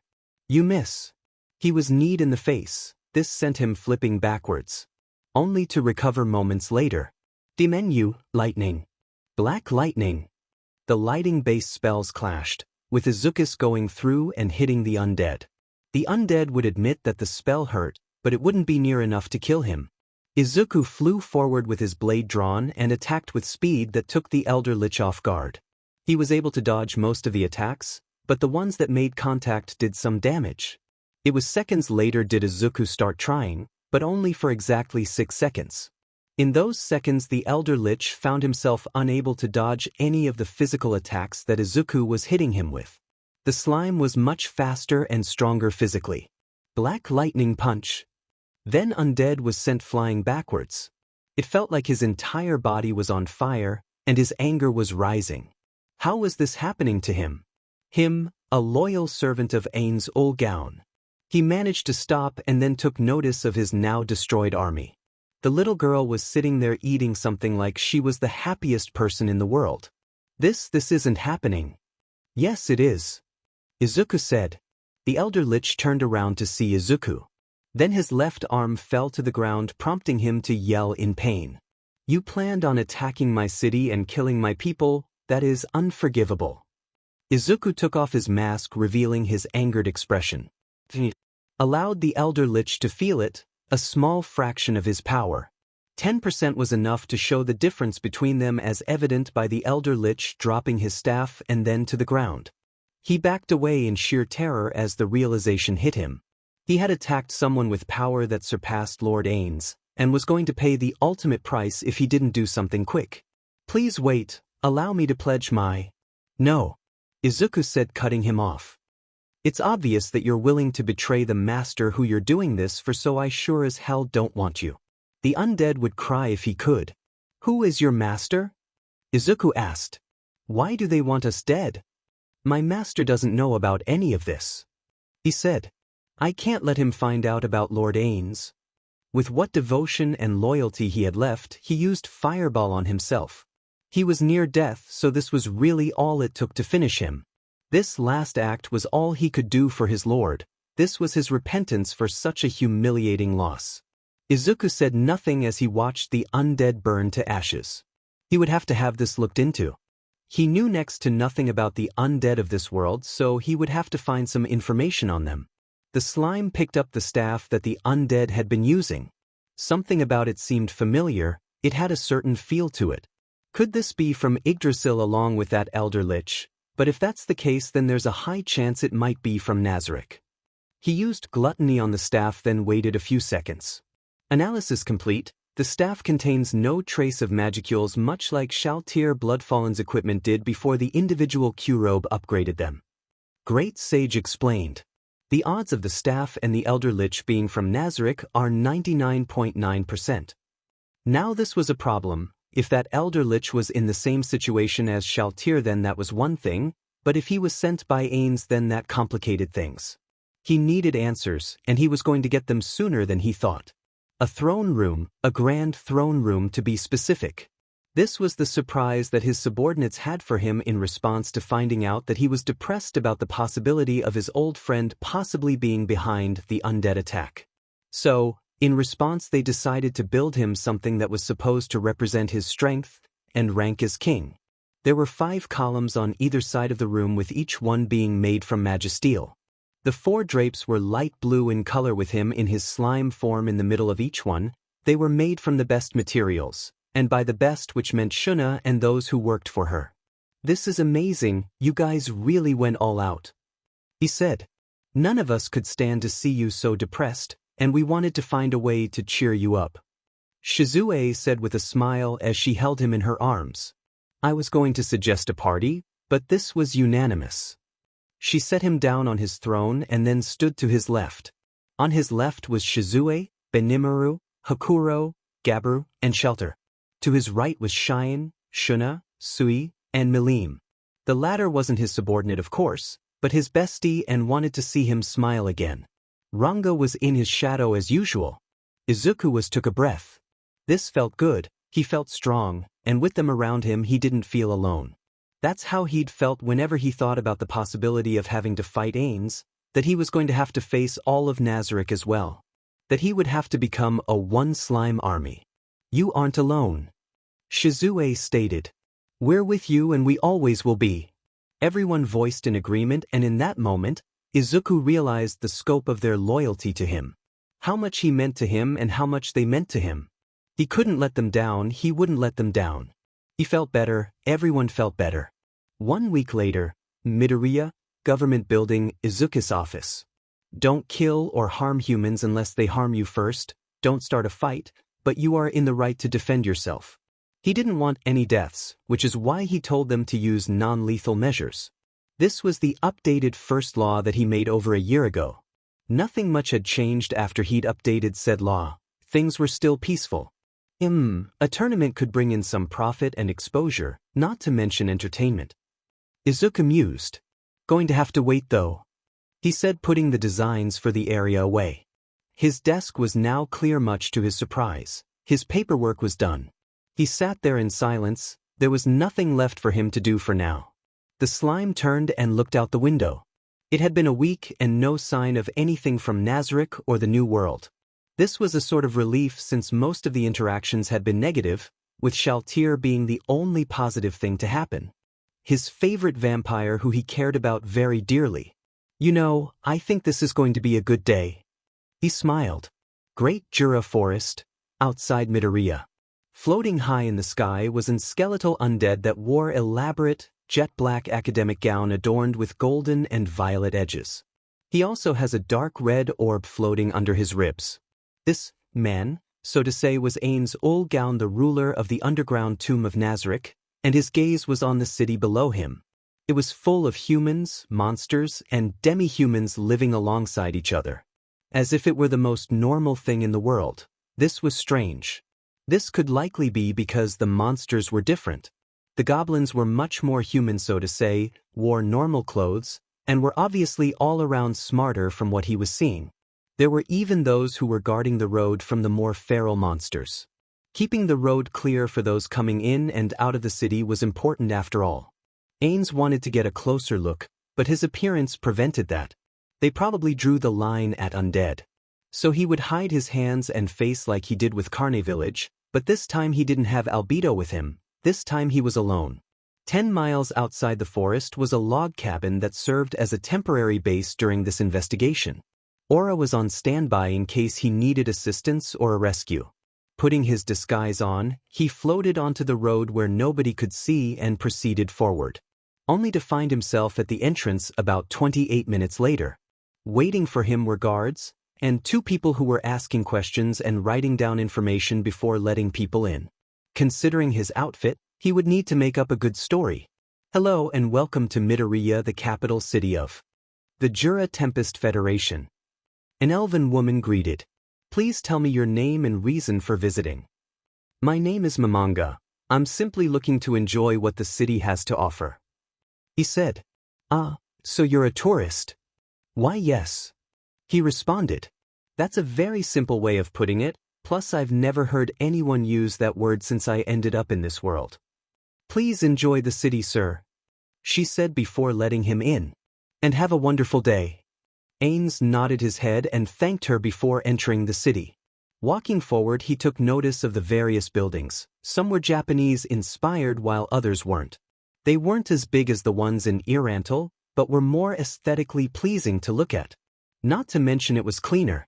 The people, now that he could see them up close, he saw that there were even some halflings and fish people that he'd never seen before.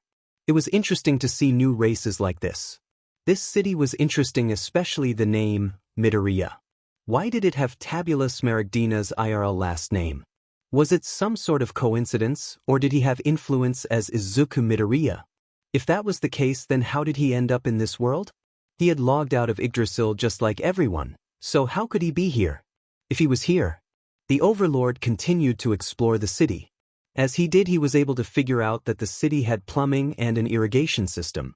This explained the public bath and hot spring building he saw. He really wanted to try the latter. He subtly sniffed himself. These clothes need a good wash too, and so do I. Ainz froze and then looked to the nearest shop. It was selling crispy takoyaki. He walked over to the stall and stared at one of the things he missed about having flesh.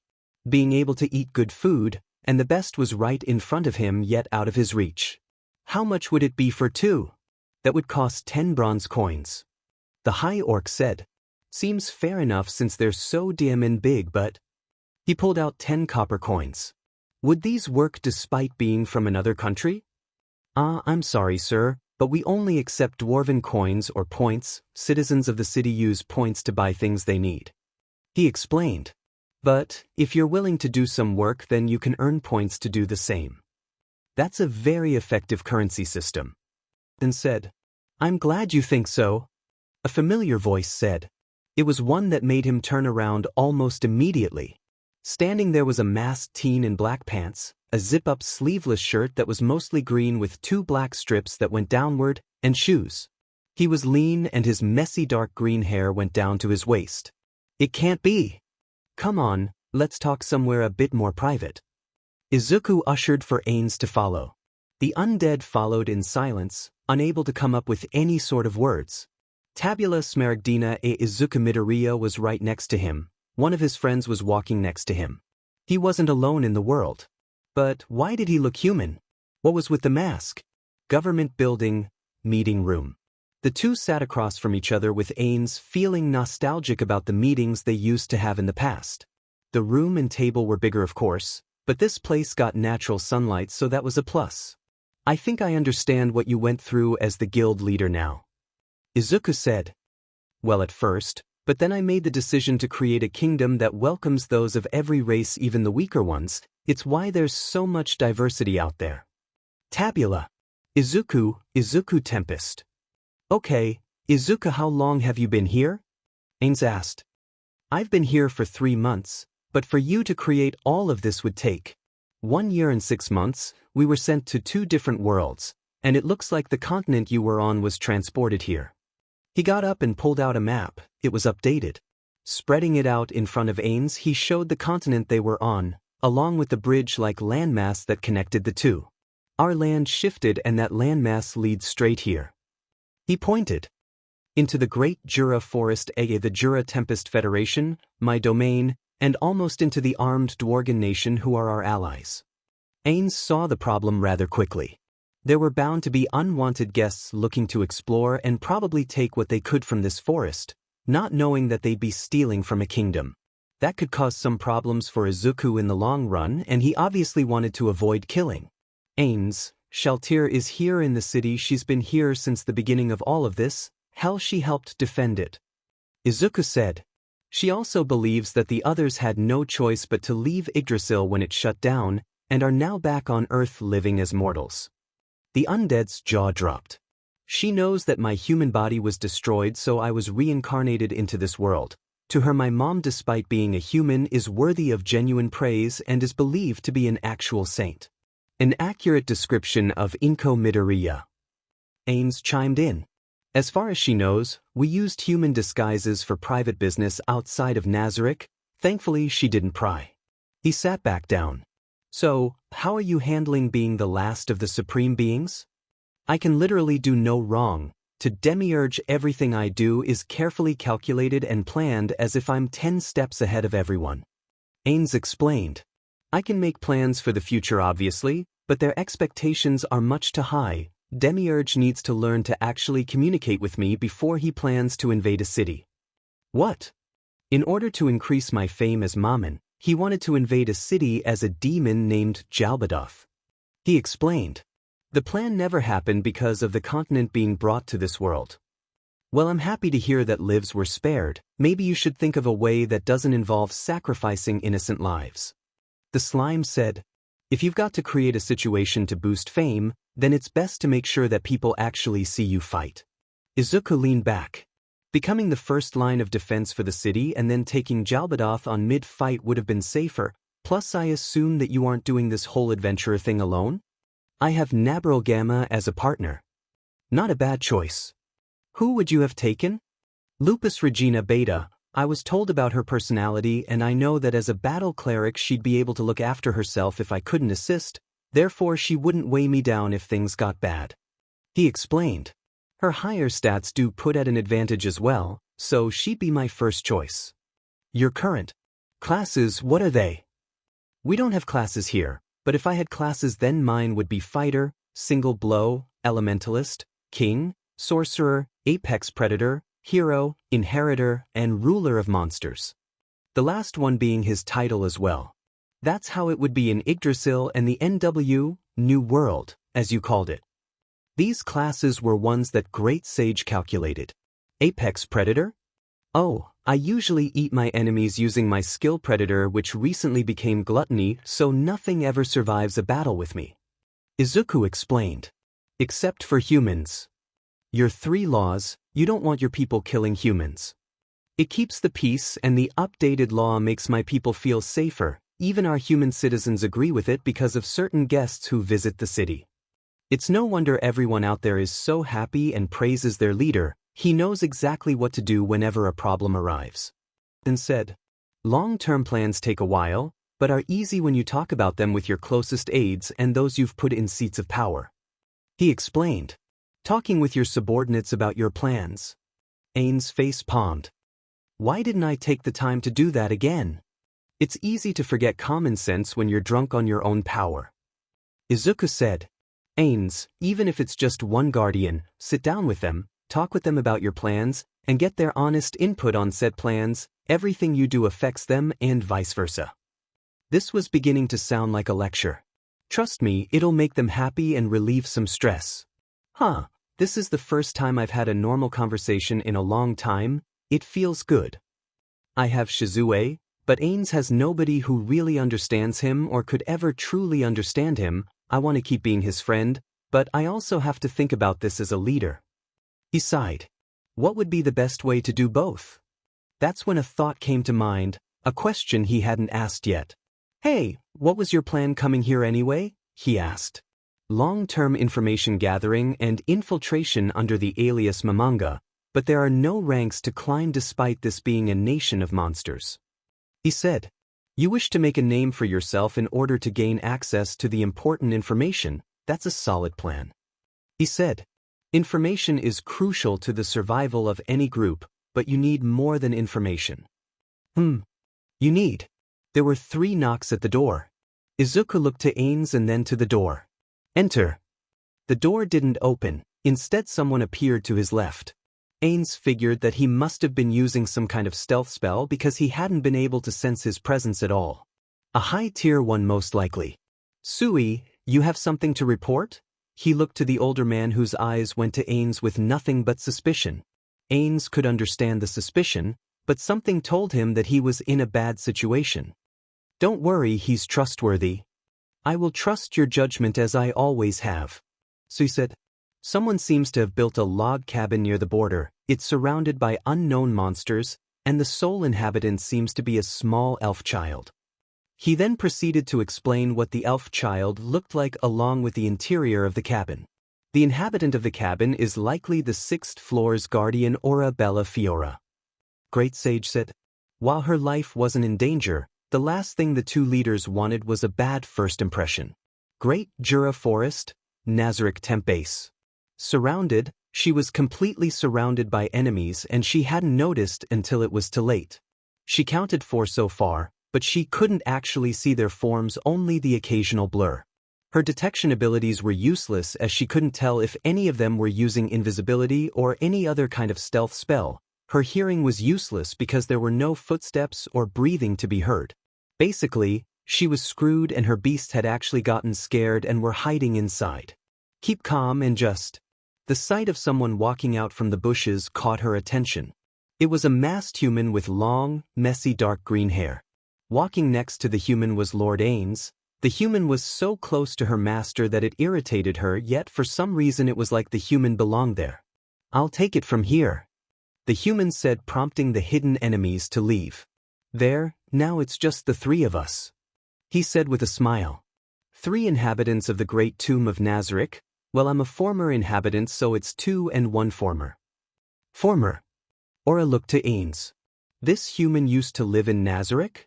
That's right. Let us go inside and speak as there is much to talk about. The trio went inside the cabin where the human sat on one of the couches while Ainz sat across from him with Ora. The latter's beasts had calmed down and went back outside as if nothing happened. Allow me to introduce myself. I am Izuku Tempest. It's a pleasure to meet you. He sounded really friendly and seemed really excited to meet her. I'm Ora Bella Fiora, she said. The guardian of the 6th floor, along with your younger brother, Mare. He said. You're very strong when paired with your brother, your beasts, or a competent partner in general. He stated. You and your brother were made by the cheerful and very talented Bukubukagama. He said. Of course she was talented, she is one of the supreme beings after all, basically a god. She said. You should know that since you were made by them too, right? Nope. He took off his mask, revealing his face. Girl? Guy.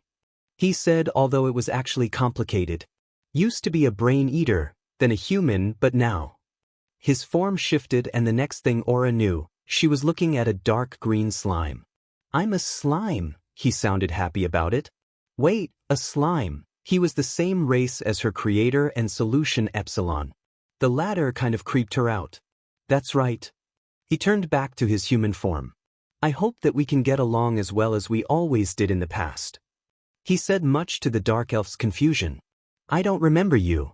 This conversation is going exactly as he said it would. Ainz silently thought. That's because I've changed forms and race, but my voice is the only thing that hasn't changed. Izuku said. Tabula, I think it's time you stopped putting it off. Ainz looked to the window. Night is starting to come. Tabula? Orest.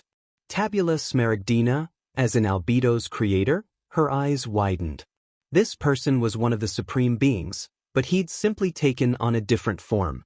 And she'd been talking with him with such familiarity, and not giving him the respect a supreme being deserved. This was the one who created Rabido. I wanted to converse with her a bit more, but maybe it is best to get it over with. Izuku said. Is she all right? The young girl was visibly freaking out. In her mind she had done something unforgivable, right in front of Lord Ainz no less. She didn't recognize the voice of one of the supreme beings or his form, but the latter was understandable. Right? You know, Shalltear didn't recognize me at first, so it's all right if you don't either. He said. Please forgive me, she stood up and bowed. I should have recognized your voice, but I have no excuse for such an offense.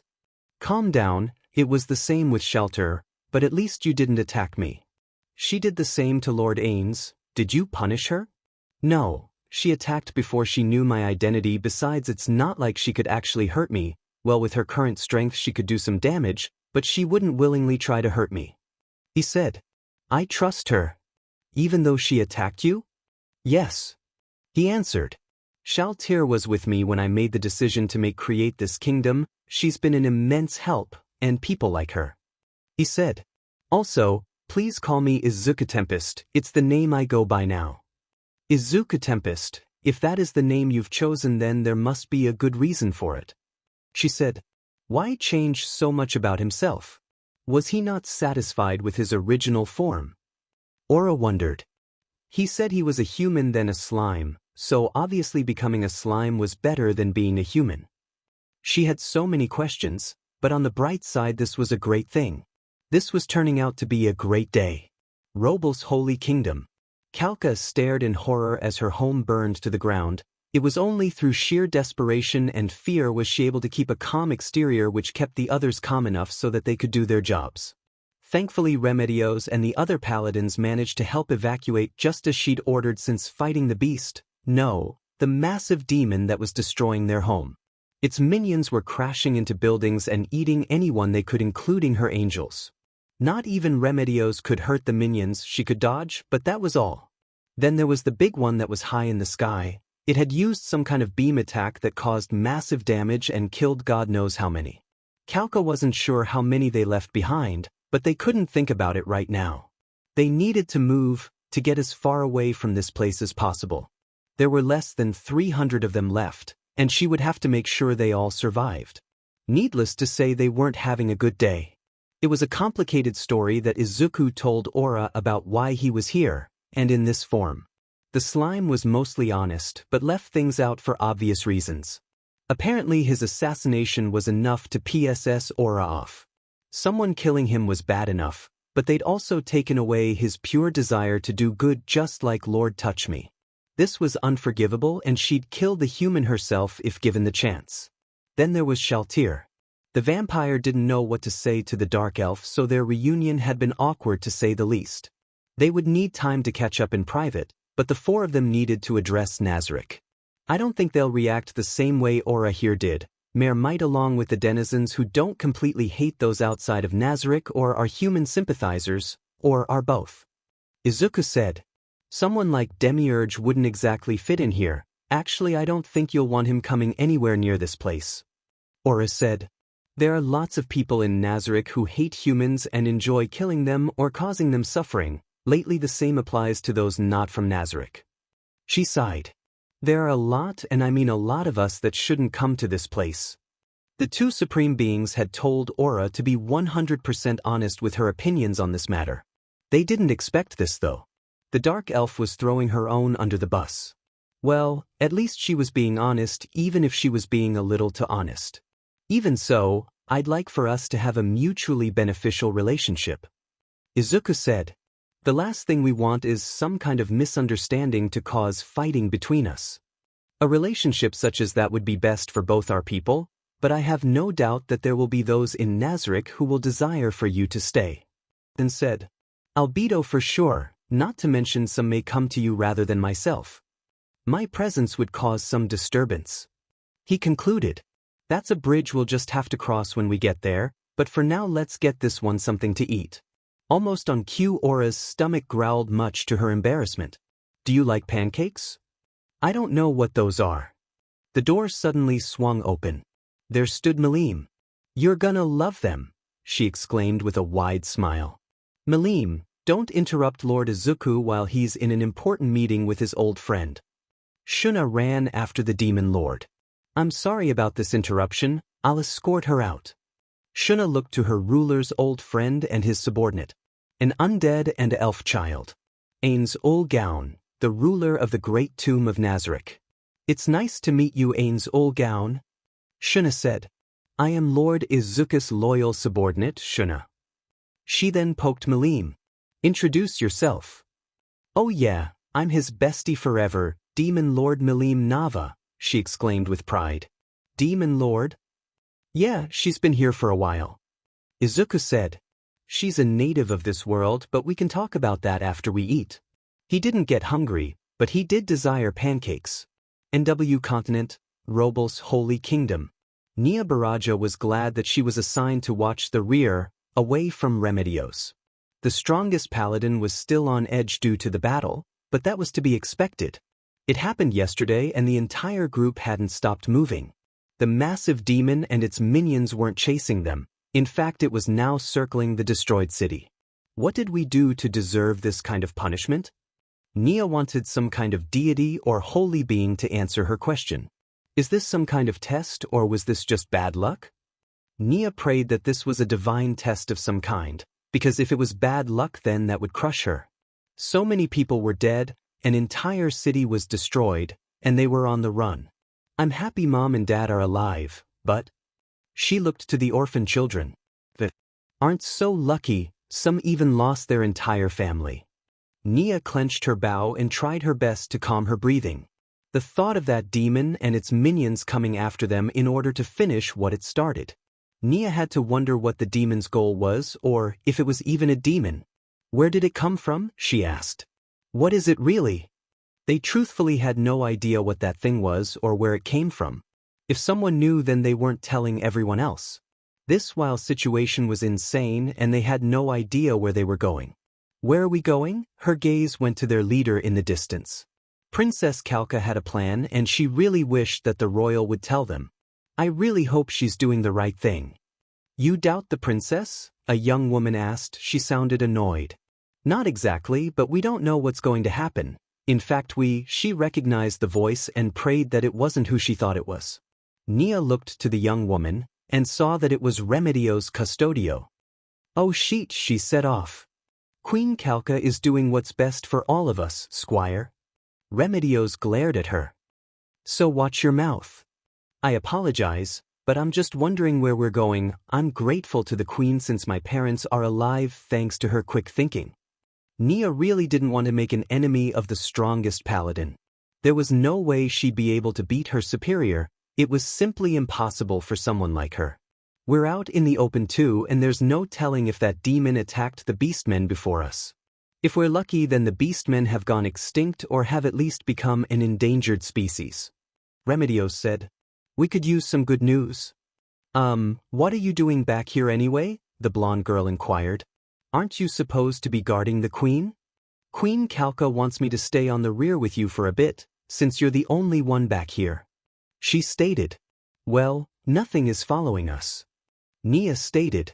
Hopefully it stays that way. She hadn't seen anything. Please go bother someone else. Of course she wouldn't say that to her face. No, she wasn't suicidal, nor did she want to start a fight.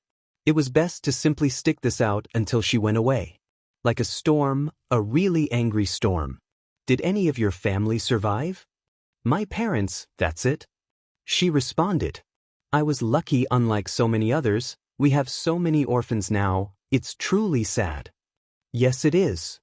Remedios gripped her sword tighter. We weren't able to do anything to the smaller ones, why? Nia had no answers for the paladin, but she did have a hypothesis. And maybe it's the metal our weapons are made out of. She said, maybe regular weapons simply won't work against them, and they didn't seem evil either. It was more like they were animals following orders. Not evil, she growled. Animals act on instinct. Wolves don't kill out of hate or malice. They do it because they have to eat. Maybe that's how those things are. Nia found herself being lifted up into the air by the strongest paladin.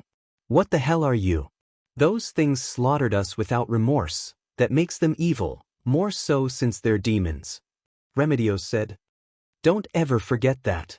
She threw Nia down and walked away in anger, and leaving the smaller girl on the ground in pain. Now her back hurt along with her head, and her opinion of her superior had just dropped a bit. Nia understood that everyone was stressed out, but there was no reason for that kind of violence. Especially against your own comrades who you had to rely on in combat. Best to just keep my mouth shut around her if I want to stay alive. She let out a sigh before slowly getting up.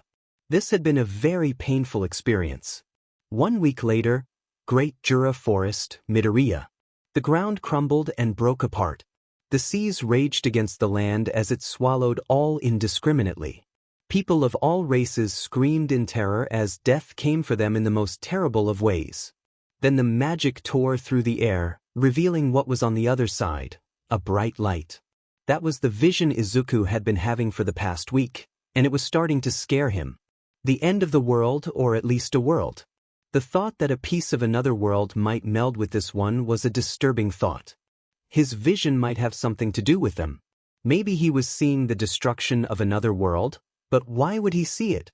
Something was going on here, and he had a feeling that things were only going to get more complicated further down the line. Ainz found himself unable to find any really big flaw in Izuku's leadership. Most of his decisions were made rationally, though some on emotion. The slime had his emotions and in some ways that made him superior. Ainz had been living in Midoria for 15 days now, and had noticed how the city's forces were set up. The goblin riders weren't elite, but they were well coordinated enough to be more than effective at their job. The army itself was made up of more than just goblins and orcs. There were elves, humans, and even some beastmen who saw Izuku as a master worth serving. They also saw this nation as one worth dying for. Then there were the elite forces in his opinion. Shine, Rimuru, Sui, Hakuru, Shizu, and Shuna. These 6 were dangerous on their own, and while they didn't have skills like the Guardians did, Ainz had no doubt that they were just as strong if not stronger in terms of stats. Not to mention experience. Shalltear was definitely strong than she was before, which begged the question. How did she get stronger when the other Guardians couldn't? How did she break through her level cap? Izuku alone could take down all the Pleiades at once, and kill a Guardian or 2 depending on who it was. It was strange to find someone stronger who was stronger than him. As Mammon, he was the best adventurer in the guild by far, and while he had been cautious about anyone in the new world with significant strength, he'd found no reason to be scared. Aside from the brainwashing incident, of course. But now he proper equals, Izuku and Milim Nava. Granted, the latter acted like a child, and was stronger than them combined. At the moment, the skeleton and the slime were trying to figure out their next move.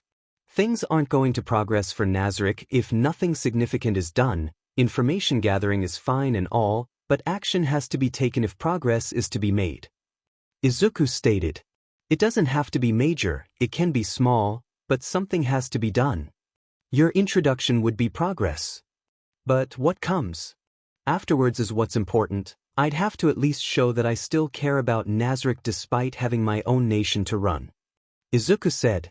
We really need to figure out who is safe to bring here. Aura fits in rather well, and is learning a lot from the elves that live here. Her and Mare are the only elves in Nazarick, yet it never crossed my mind to investigate the elves of the New World. Ainz stated. Letting them get to know their race never seemed like an option. Well, at least she can do it in a safe environment. Mare could too, but he enjoys books, so encouraging him to read about them would be better. Izuku said. Expanding their mind could prove to be beneficial to their growth for the future. There's no telling what they'll come across or who they'll meet. Izuku's logic was sound. It was best for the young dark elves. This could be applied to the other guardians as well. They were in the sound belief that Ainz was the strongest in the world.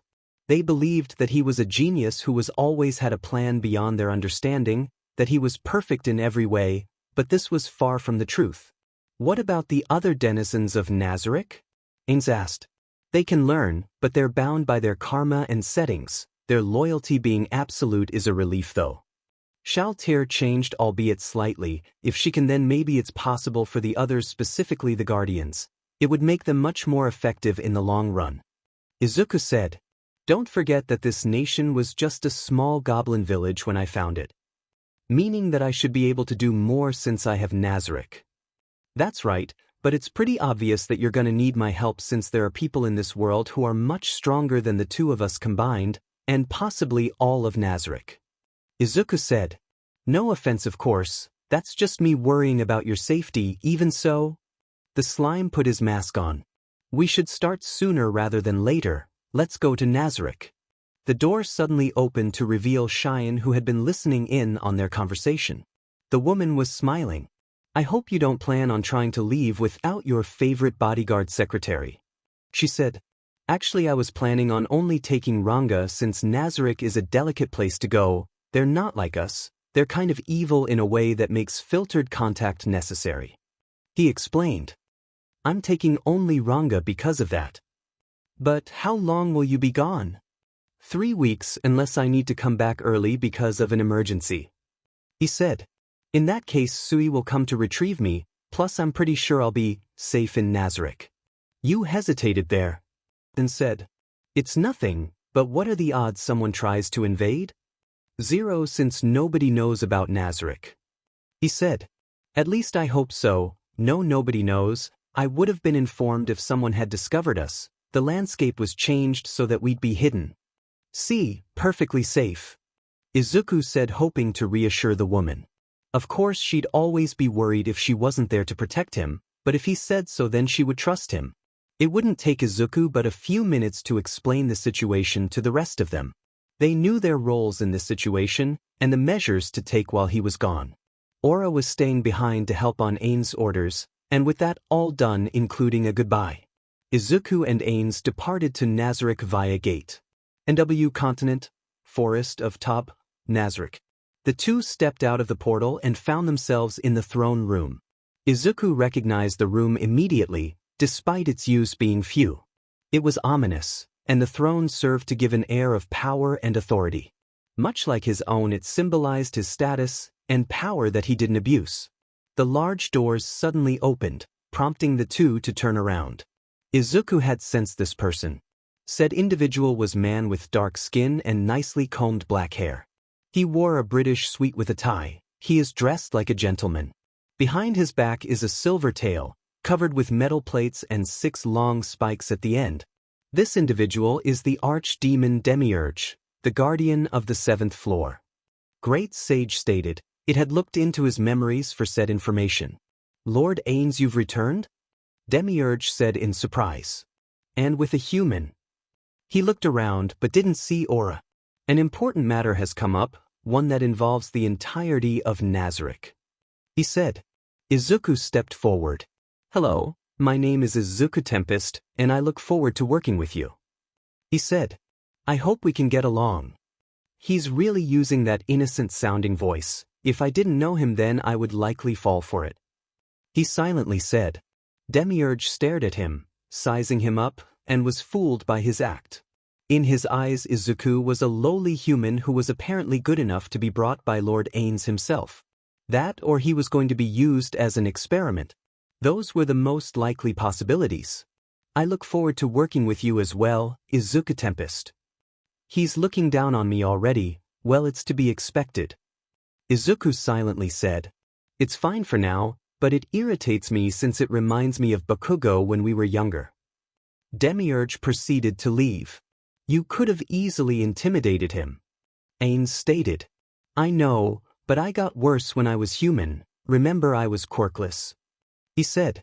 It's fine for the time being. I want to tear his head off. Ranga growled. Calm down, he didn't put his hands on me, so there's no reason to act. You can dislike him, but remember that we don't start fights, we finish them. Practical yet wise, it was a simple yet easy way to survive, especially as the ruler of monsters. His people came before himself. I'll have to talk with Demiurge about respecting guests that I bring. Ainz stated. Although he will panic when your actual identity comes to light. Izuku let out a sigh as this was all going to be so very stressful. The two went up to the throne where Ainz sat down, and Izuku stood to his right.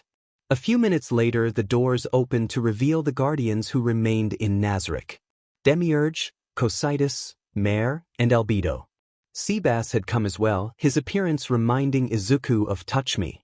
Albedo went to stand by her lord's side, but he raised his hand, effectively telling her to stay with the others. That's when she noticed Izuku.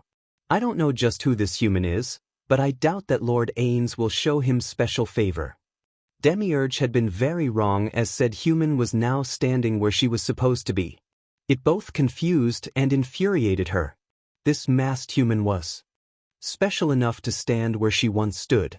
The thought of her position being taken away flashed in her mind. She might be forced to become Shalltear's replacement. Guardians, I've returned to discuss a matter most crucial, one that will shape the future of Nazarick as a whole. His words were completely serious, and this caught their attention. This is Izuku Tempest, but you may remember him as one of the supreme beings, Tabula Smaragdina. Complete and utter silence. The Guardians stared at the human who Ainz claimed was one of the supreme beings who had left. This masked human with messy dark green hair. Though his form has changed and he goes by a different name, this is Tabula Smaragdina. Then said, Lord Ainz, this is quite difficult to process. For my creator to become a human is a bit. Albedo had a hard time believing it. Izuku took off his mask to reveal that he was smiling underneath. This smile was accompanied by an intense pressure and a very visible aura that made their blood run cold. This aura sparked something in Albedo's mind, know her soul. It told her many things, yet one was prominent.